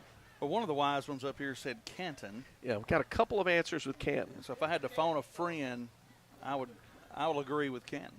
Okay, Canton, Heritage, Oak Hill, Starkville. See what happens on this 3rd down play from the 37-yard line. Quick throw, but there's big 6'8" Alex Lopez knocking it down at the line of scrimmage. He anticipated it and got those long arms up there, and it's incomplete. 4th down. Good to see George Wilcox back out there, by the way. We didn't mention that. He left the field on earlier. The Rebels will send out the punt team. That's just not fair. 11:15 6'8" to play. with a 7-foot wingspan. That's about 8'2", flat-footed. Kosciuszko leads Leake Central 41-8 game at Landrum Field in Kosciuszko. Got that from our producer-director and voice of the Whippets, Breck Riley. Reese Atkinson at his 22. Ben Jackson, the long snapper. Good snap. Kick away. It's going to angle to the right, hit the 35, roll to the 25. The Rebels will get around it, and it's down at the 23. All right, here's the answer to the InSports Trivia question. The team that Leake has played the most in its history is Heritage Academy. Played them 44 times. Starkville Academy second. We played them 43 times. Canton third at 38 meetings all time, and then Oak Hill 34 meetings all time. I was surprised at Oak Hill on that list. I was not around, I think, when Oak Hill was frequent opponent. And that trivia brought to you by your friends at InSports. 11:02 to go, 4th quarter. Bayou taking over. Snap, handoff for Teasy. He gets the corner right side to the 40. 45, breaks a tackle, 50, and into Rebel territory before he is wrestled down from behind by Dylan Massey, but there's a flag at the line of scrimmage. Yeah, Brazier Cox pulled one down from behind also up on the offensive line. They have done that on that play, on those sweep plays. They are able to seal that inside corner off, but not always legally. Yes. So erase that big gain from Fertizzi. Excellent call by the linesman on the other side. Yeah, we've hassled the officials once or twice tonight. Well, you know, there's a verse in the Bible that says that the truth shall make you free. It will also hurt your feelings. Yes, indeed. Wisdom from Scott Engel. Gilbert Barham would agree. Yes, yes. 10:40, ticking clock. 1st down and 20. Looking to throw. Oh, mercy. Left side, having a step, but off. Good play. One hand and incomplete. And you do have to credit Charlie Brantley with a good play out there on Jack Osborne, the intended receiver. Long pass up the left seam. Yeah, turned his head, made a play on the ball, batted it away. This game was 14-13 at the half, and I got to tell you, Scott, that feels like a long time ago. Yes, after it does. that third quarter. Boy. That was a big long play after big play after big play. Dylan Massey checking in at cornerback for Weaver to give him a rest.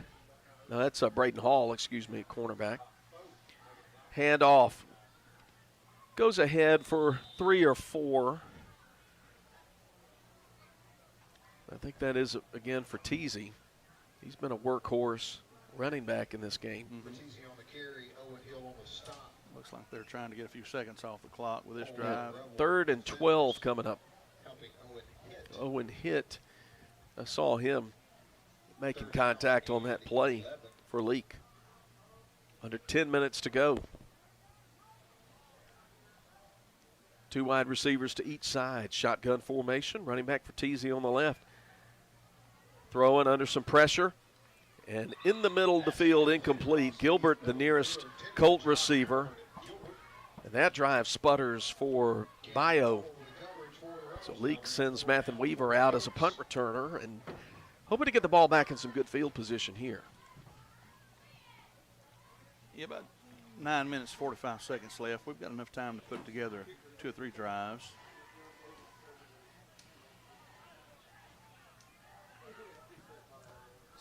Let's see how they handle this wet snap.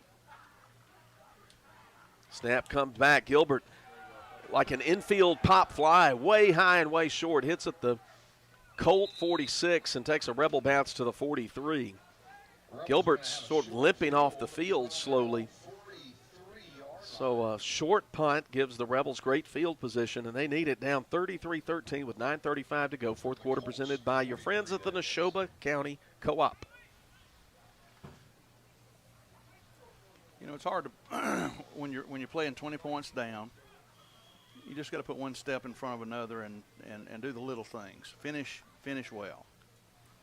Wilcox with 4 wide outs. Quick look to the left, throw on a slant, and the ball not anywhere near Charlie Brantley. Good read there by Chase Latham, the cornerback, who came up underneath, got his left hand on it, and broke it up. Stopping the clock. Stopped with 9:30 to play. Brantley comes to the sideline, and Matthew Nowell comes in with a play call. We've not really ran the ball that much.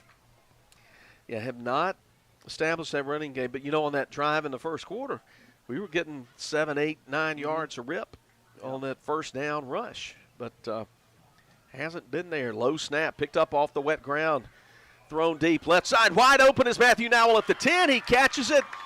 And is he in? I can't see down in the corner. That's 6 for the Rebels. That's 43 yards from QB1, George Wilcox, who took a shot in just right in the chops on that throw, and he's getting some help coming off the field, assisted by Jack Harkins. But that is 6 for the Rebels. 33-19, and an extra point coming up from Nowell, who caught the touchdown pass. Quarterback paid the price that time. Well thrown ball. Now got behind that safety, and he certainly paid the price. Snap from Jackson back to Martin, off the toe of Nowell, and with their flags blowing everything dead. Illegal procedure against the Rebels. They'll back it up 5 yards, I presume. Since the whistle blew before the ball was kicked, before play was complete.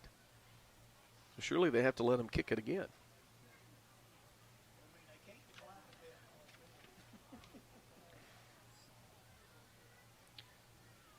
The officials discuss it.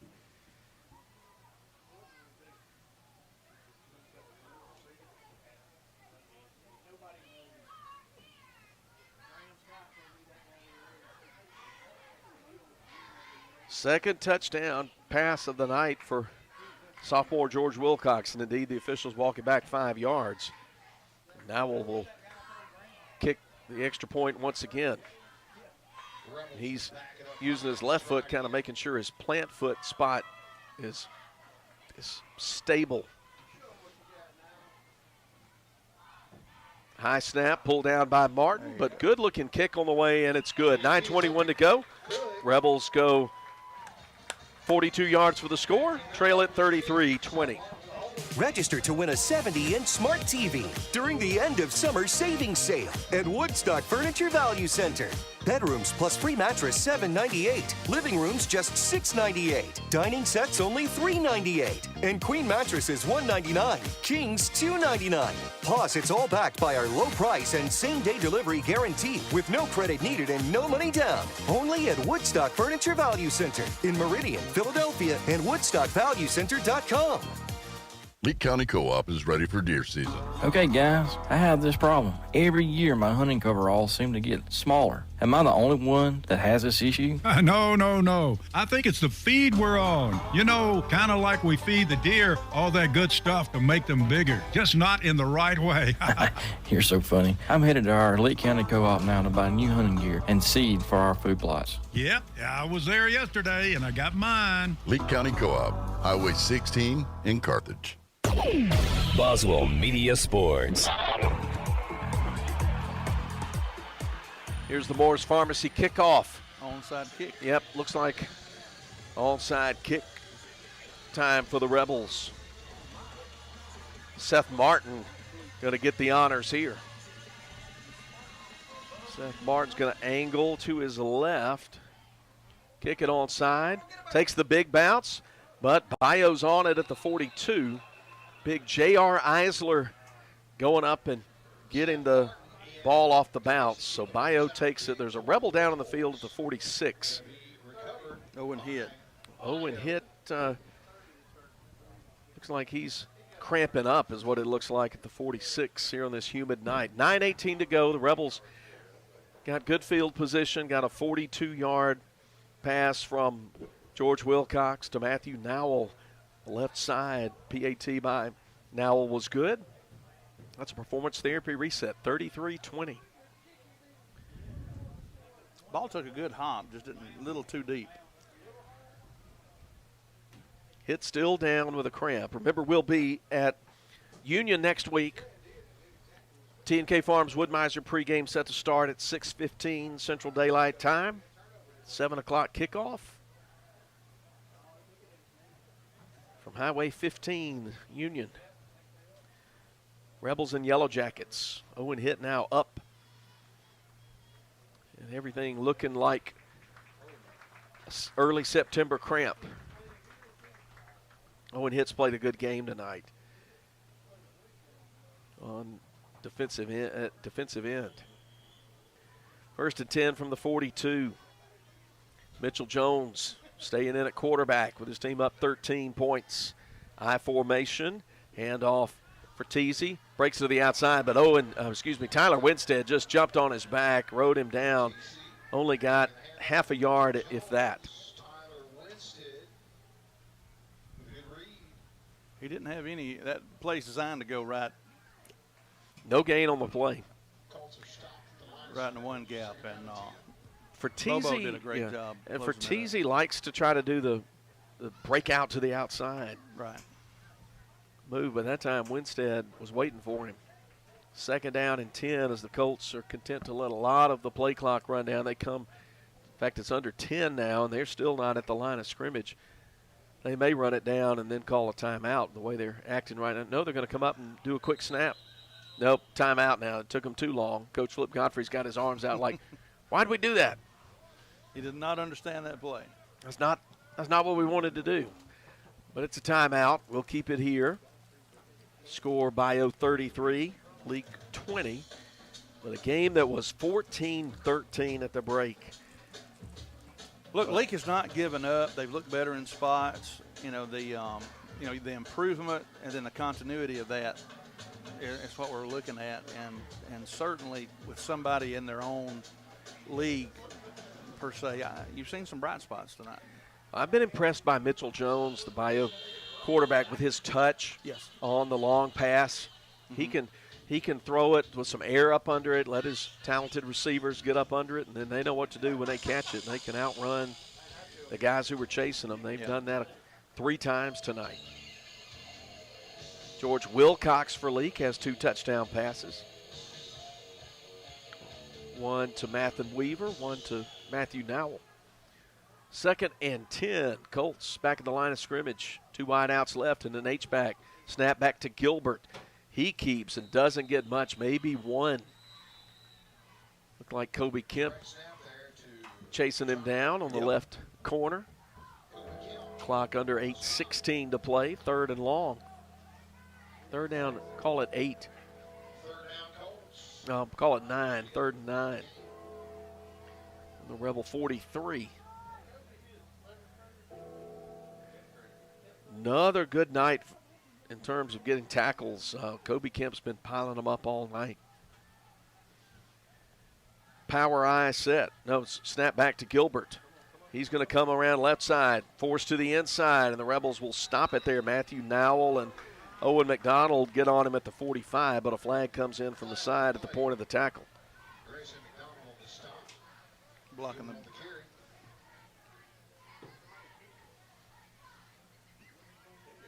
Yeah, legal use of hand. It's a block in the back, which this official also, which doubles for pass interference for him. But he's bilingual. Yeah. No. It's all about context. Yes. There was no way that could have been pass interference on that play because there was no pass. But it was stopped with 7:43. The officials walked the ball back to the Bayou 36. 3rd and long.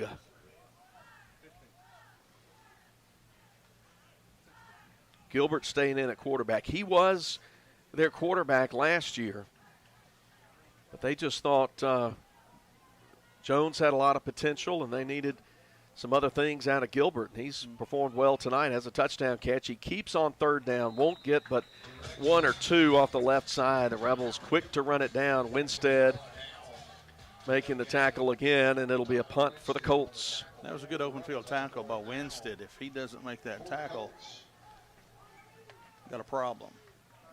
Good 4th down. This is interesting, Scott. We're not quite at the midway point. The Rebels getting the ball back down 13. Quick You know what I'm about to say. Quick score makes this quick thing look different. Could be a different feeling ball game. I mean, the Colts are bleeding clock, just kind of acting like they're ready to start the bus, and the snap is over the head of the punter. He tries to punt it, gets it a short one away that hits it midfield. It's going to take a Bayou bounce inside the 40 to the 39. Disaster avoided by Bayou as the snap went over the head of the punter, Gilbert, but credit him with keeping his wits about him and getting because any kind of punt is better than getting tackled back there. Mr. Gilbert earned his keep that time. He gets an extra cookie on the bus on the way home, I imagine. Definitely. I'm sorry, this is Team the Delta. He gets extra tamale. There you go. That was a 40-yard decision he made, basically flipping the field rather than giving the ball up deep in the Colt territory. Extra tamale on the ride home for Gilbert. Snap back to Charlie Brantley, and he's going to keep it. It was a low snap. Things kind of going sideways there for the Rebels, but he gets a yard 2 up past, let's call it the 41. Had some running room out to the left, just couldn't get turned with that rush up front. Buckner and Lopez made the stop. But Charlie, now we've got Warner Young operating at quarterback for the Rebels. He'll hand it off to Charlie Brantley. Nothing inside, breaks to the outside, but can't get around the corner. Cole Chacon tackles him right at the 41 along the numbers. Down to 6 minutes to play in tonight's Neshoba County Co-op 4th quarter. And the officials will take the Heat timeout. We'll take it with them. Rebels down 33-20 mid-4th quarter.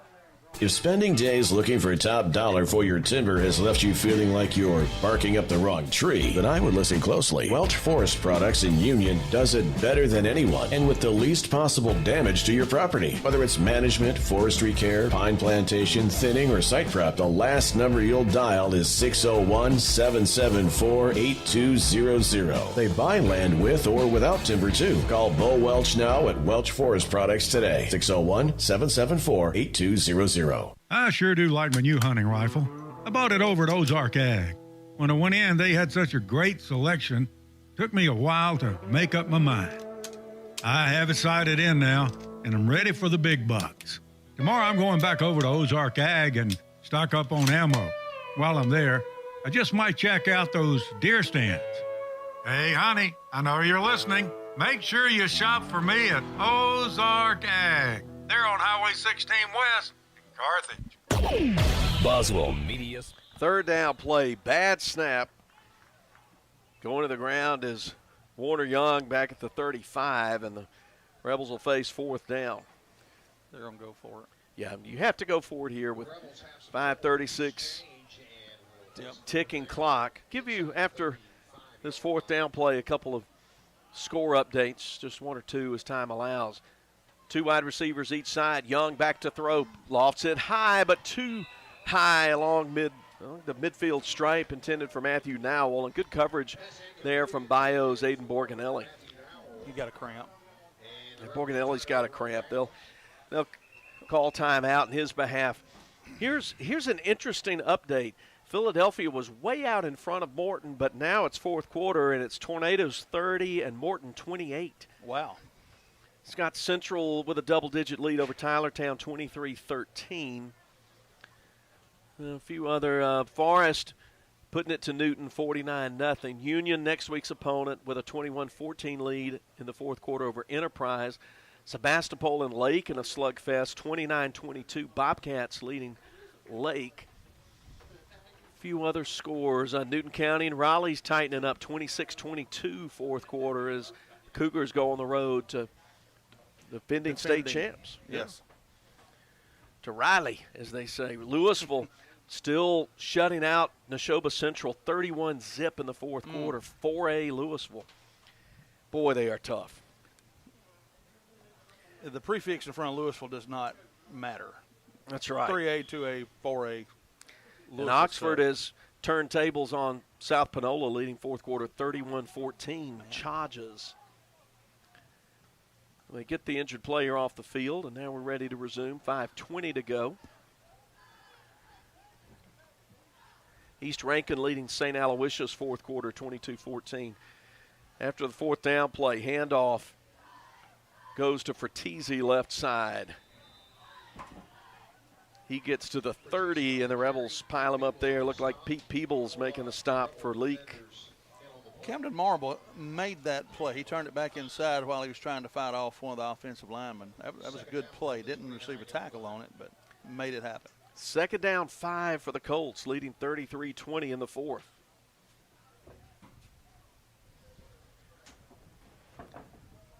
Shotgun set now. But handoff straight ahead for Teasy. Bumps into Owen Hitt. And then looks like Hagan Bobo ready to put the bear hug on him and put him down. Grayson McDonald got the benefit a bit on top of that pile, but certainly wrapped him up there in the center of the line. Yeah, gets about halfway to the 29. Say no, yeah, boy, he got a nice spot to the 29. We'll call it 3rd and 5. Gratuitous. A gratuitous spot. But the clock is the friend of Bayou now, ticking down toward 4 minutes. 33-20 the score. Starkville shutting out Carroll Academy 35-0. Handoff, and the Rebels all over it in the backfield. Great play back there by Camden Marble, safety. Takedown for Teasy for a loss at the 32. Well, Camden Marble's played a great game at safety. Yes, he made several tackles. And we talked about him making tackles on the second and third level. He came We've up. got we've got Carthage Veterinary Clinic timeout call with 3:52 to play. We do have the Woodstock Furniture postgame coming up, and Scott Engel and I will take a look back at this ball game. It's been a roller coaster ride. Early big plays from first quarter, big plays from Bayou. The Rebels fought their way back in the second quarter, make it 14-13, and then 19-0. The Colts outscore the Rebels in the third quarter. The Rebels have narrowed the gap a little bit with a fourth quarter score. It's 4th down and 7 now, maybe even 8, not 7.5 for the Colts. If you're looking ahead to next week for the Colts, they're playing Starkville Academy up in Cleveland next week. This Bayou offense this has been a breakout game for them. They came in averaging 14.5 points a game. They have not been prolific, but they've had the big plays go their way tonight. Right. They're going to go for it on 4th down. Gilbert takes the snap, keeps around the left side, surging ahead. He's going to get the first down. Slip past a couple of tacklers. And they get a late flag. I think a frustration penalty there that will go against the Rebels. Camden Marble, and I think it was Isaiah Galladay, and maybe also Ryan Dawson Mallett for the Colts were going at it a little bit, jawing a little bit, and then there was just a little frustration shove. Marble's going to come off the field. Going to be replaced out there by 24, Braden Welch. So the Rebels get the unsportsmanlike conduct dead ball foul. They're in the David Barham Insurance red zone are the Bayou Colts with 3:43 to go. Well, you don't want to encourage conduct like that, but if I'm 5'10", 152, going again 6'8", and forever, yeah, I'd be frustrated too. Frustrated too. Mark the ball at the 9 on the left hash. They bring back Jones at quarterback. He puts running back on his right side. That's Borganelli. He sweeps around right side, heading for the pylon, gets stopped short of the end zone. Around the 1 of the 2, Grayson McDonald was out there for L.A. grabbing on to the running back. Ball's all the way down to the 2-yard line. Second down and goal. Second and goal, Colts from the 2.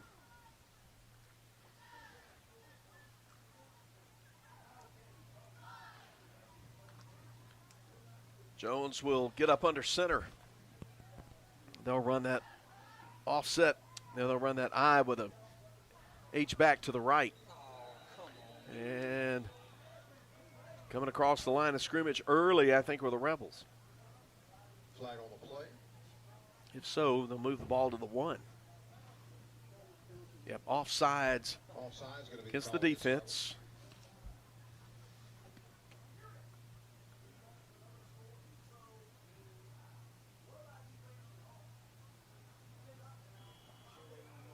Second down and goal from the 1-yard line. From the 1. Second and goal. Hand off for Teasy, but he is stopped. Good play. Stuffed by about 3 different Leake defenders. Hagan Bobo saying not today. Go under 2.5 minutes to play. Stopped for a loss of a yard or 2 on the play. Look like they're marking it back at the 3, maybe the 4. Got a really tough angle here. Real good play on Third the down and goal. Ball sits on the 4. on the front line. From the shotgun now, they'll put Gilbert in at quarterback, and that's usually a keeper. That's him, left side. Rebels string it out and stop him along the boundary on the outside. Great read by the Rebels. Again, McDonald. Good play, just stringing that Weaver play out, and he too. ran out of real estate, mid the sideline. So now 4th down, under 2 minutes to play.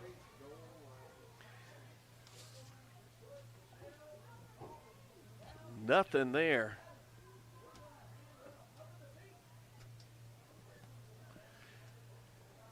All right. Friends from Bayou Academy upstairs are still wanting to put the dagger. They're acting like the state championship's riding on this. All right, keeper. Gilbert dives toward the end zone. Is he in? He is in, they say. Late call, touchdown from the near side linesman. And Gilbert gets in, and the guys upstairs get really happy. Touchdown for Bayou with 1:10 to play.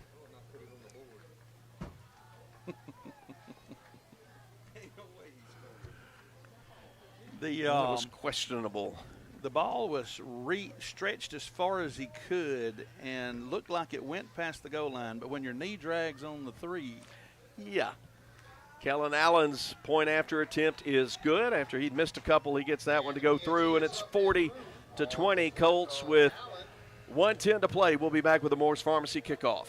My knee rehab was 100% successful thanks to Performance Therapy. They sat down with me and created a plan to ensure I would achieve my personal rehabilitation goals, and they encouraged me to get the most out of every session. Performance therapy provided plenty of material for me to continue my rehab in between sessions too. Hopefully I don't have to see them in the future, but if I did, I would definitely choose performance therapy again. For more information, go to performancetherapyms.com. Performance Therapy, Carthage, Philadelphia, and Forest.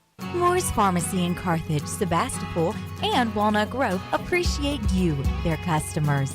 We have a beautiful selection of gifts with free gift wrapping.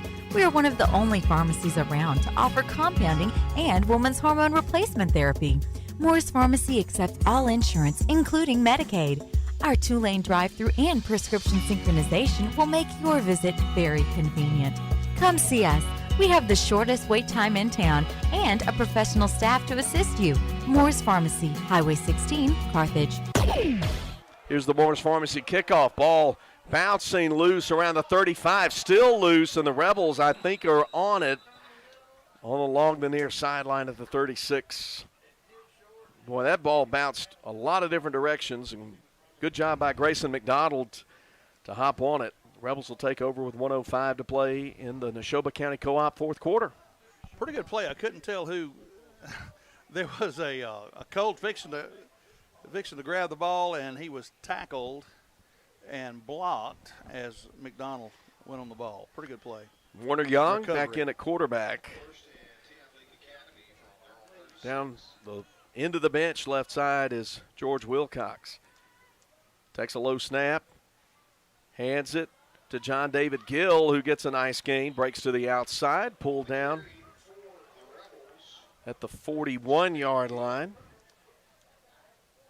Rebels trying to work with a little bit of urgency here, even though the outcome's not in doubt here. Final minute down 20 points, 40-20, after the 2-yard alleged touchdown run by John Howard Gilbert. I don't think they'd like me upstairs if I said that. Probably not. I'll not take anything away from Gilbert. Young with a belt high snap, throws over the middle, but off the hands of Ben Jackson. Couldn't throw that any better, but Jackson, maybe that ball got on him a little bit of a hurry, incomplete at midfield. 28 seconds to go. Closest one to him was the back judge there.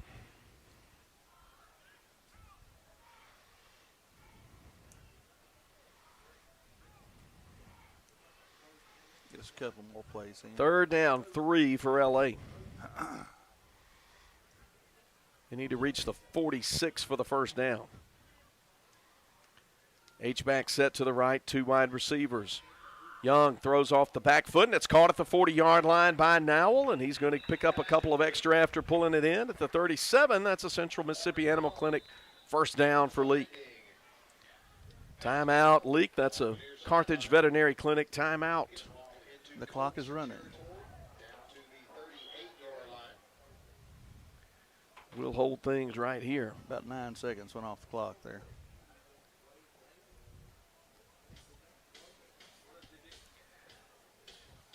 Next week, the Rebels visit Union.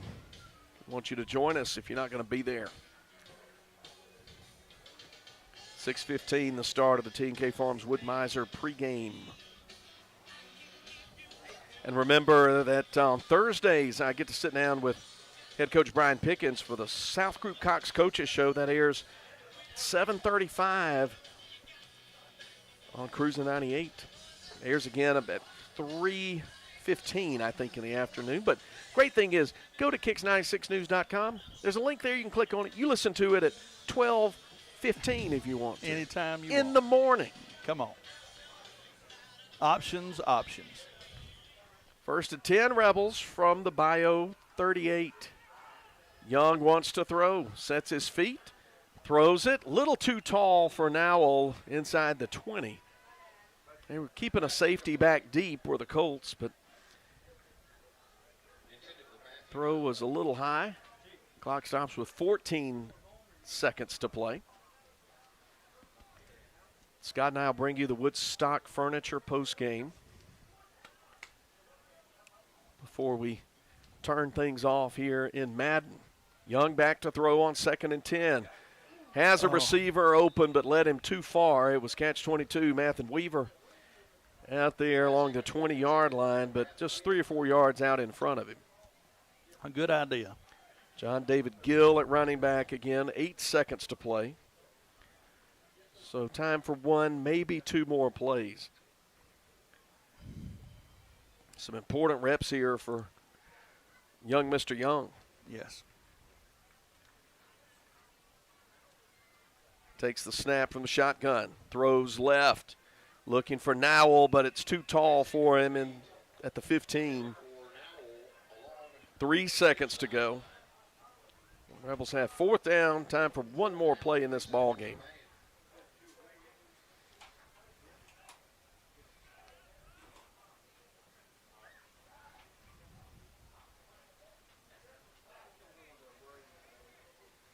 So they come set, 2 wide outs on each side of the formation. Young takes a knee-high snap. Gets some room, throws, and it's nearly intercepted at the 22-yard line. Dropped by William Jeffries, but that sends us to zeros on the clock. Final, Bayou 40, the Leake Academy Rebels 20. We got the Woodstock Furniture postgame coming up after we take this break. Leake Academy football continues from Boswell Media Sports. We were celebrating a birthday, so we took the family out to dinner at a steakhouse. You may have known it as Lee's, but now it's a new building with a new name. The same great chef and owner, Artie Reed, and Hometown Prime. My beef filet was cooked perfectly, and we can't wait to go back. Steak, seafood, the best sweet tea, and of course, homemade desserts. Delicious. For daily specials and hours, Google Hometown Prime and like them on Facebook. Hometown Prime is ready for you. Highway 21, Sebastopol. Now, Bob, when we started the Bring Your Kid to Work Day, this wasn't exactly what we had in mind. I'm sorry, but they're my babies. We're about to go grab lunch and then head to the farm. Well, where are you headed? Rosebud General Store out there in Rosebud on Highway 487 East. Nothing but the best for my babies. They got everything you need for your farming family. Well, your calf sure is sweet. Does she have a name? That there's the Cow Patty. Whoa, let me get this straight. You named your cow Patty? No, sir. It's what you stepped in. Ew. Rosebud General Store, Highway 487 East. Did you know most people overpay by up to 50% for individual health insurance? David Barham Insurance will save you that. Plus, David has the best rates on the market for Medicare supplements. The solution is not on the internet or far away. It's right here in Carthage. David Barham, a local insurance agent you can trust. Make sure you have the best coverage and price. Call David Barr, 601-941-1280 on the north side of the square in Carthage. When dealing with something as complex as taxes and payroll can be, you can turn to Weaver Tax and Accounting to make things easier. Their professional staff works diligently to make sure your business and personal returns are complete and finished in a timely manner. Weaver Tax and Accounting will also execute your bookkeeping and payroll, bringing you the best in tax services since 1979. Weaver Tax and Accounting, 20 South Street, Sebastopol, and 109 Chadwick Avenue in Walnut Grove. Register to win a 70-inch smart TV during the end of summer savings sale at Woodstock Furniture Value Center. Bedrooms plus free mattress $7.98. Living rooms just $6.98. Dining sets only $3.98. And queen mattresses $1.99. Kings $2.99. Plus, it's all backed by our low price and same-day delivery guarantee with no credit needed and no money down. Only at Woodstock Furniture Value Center in Meridian, Philadelphia, and WoodstockValueCenter.com. Boswell Media Sports. Let's start the Woodstock Furniture postgame from Madden. Leake Academy falls to 0-3, a 40-20 loss to 5A District 1 opponent, Bayou Academy. They pull even at 2-2 on the season and take on a talented Starkville team next week. Leake, of course, faces Union. We'll talk about that in just a second. Let me give you a quick recap of the ball game. Some early haymakers thrown by the Colts. About 9 minutes to play. Chase Chacon, 36-yard pass from Mitchell Jones on a deep route, made it 7-0. But the Rebels had a marvelous 12-play, 80-yard drive that tied the game at 7. Camden Marble capped it off with a 1-yard touchdown plunge. And game was on then, but you have to credit Bayou. They came back with another big play, 76 yards on an aerial from Jones to John Howard Gilbert 2-play, 72-yard drive, 14-7 Colts after one quarter. And then a really exciting second quarter. Leake generated 3 turnovers defensively on, defending their own goal, and even brought the score to 14-13 with 39 seconds to play in the quarter as Mathen Weaver, catch 22, caught a 9-yard pass from QB1, George Wilcox. The kick was blocked. We would have been tied, but it was 14-13 at the break. And then the game pivoted on that third quarter in about a 3.5-minute span. Aiden Borganelli takes a punt to the house, 80-yard punt return, 21-13 at the 7:42 mark. Then the Rebels get the ball back, 3-and-out, punt, but the snap goes over the head of punter Reese Atkinson. And one-play drive, cash in. Gilbert, 10 yards on the run. PAT failed. It was 27-13. And then Bayou got it back quickly and scored quickly. And Gilbert, for the second time, this time 72 yards from Jones, 33-13 after the failed kick. And it was 33-13 after 3. Each team put up 7 on the board. The Rebels got a 42-yard pass from Wilcox to Matthew Nowell early in the quarter, make it 33-20. And then Bayou kept pushing and pushing, got it in with about 70 seconds to go. Gilbert with a touchdown run to make it 40-20. Excuse me, Scott Gilbert. Gilbert's done so much to us tonight. How about Scott Engel? Thoughts about tonight's ball game?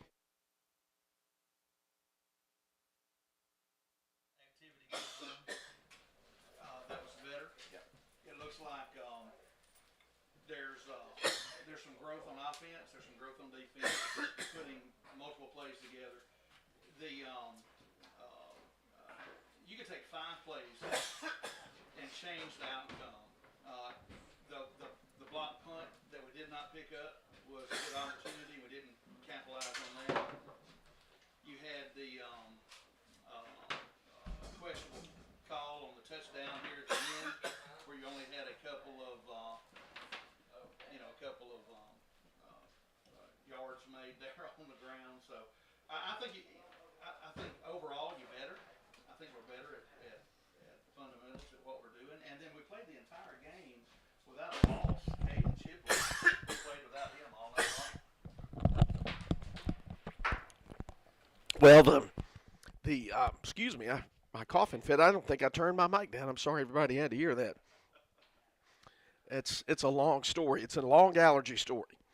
But Rebels fall to 0-3 and face Union next week, and we'll bring it to you, Lord willing. Hope you'll be with us.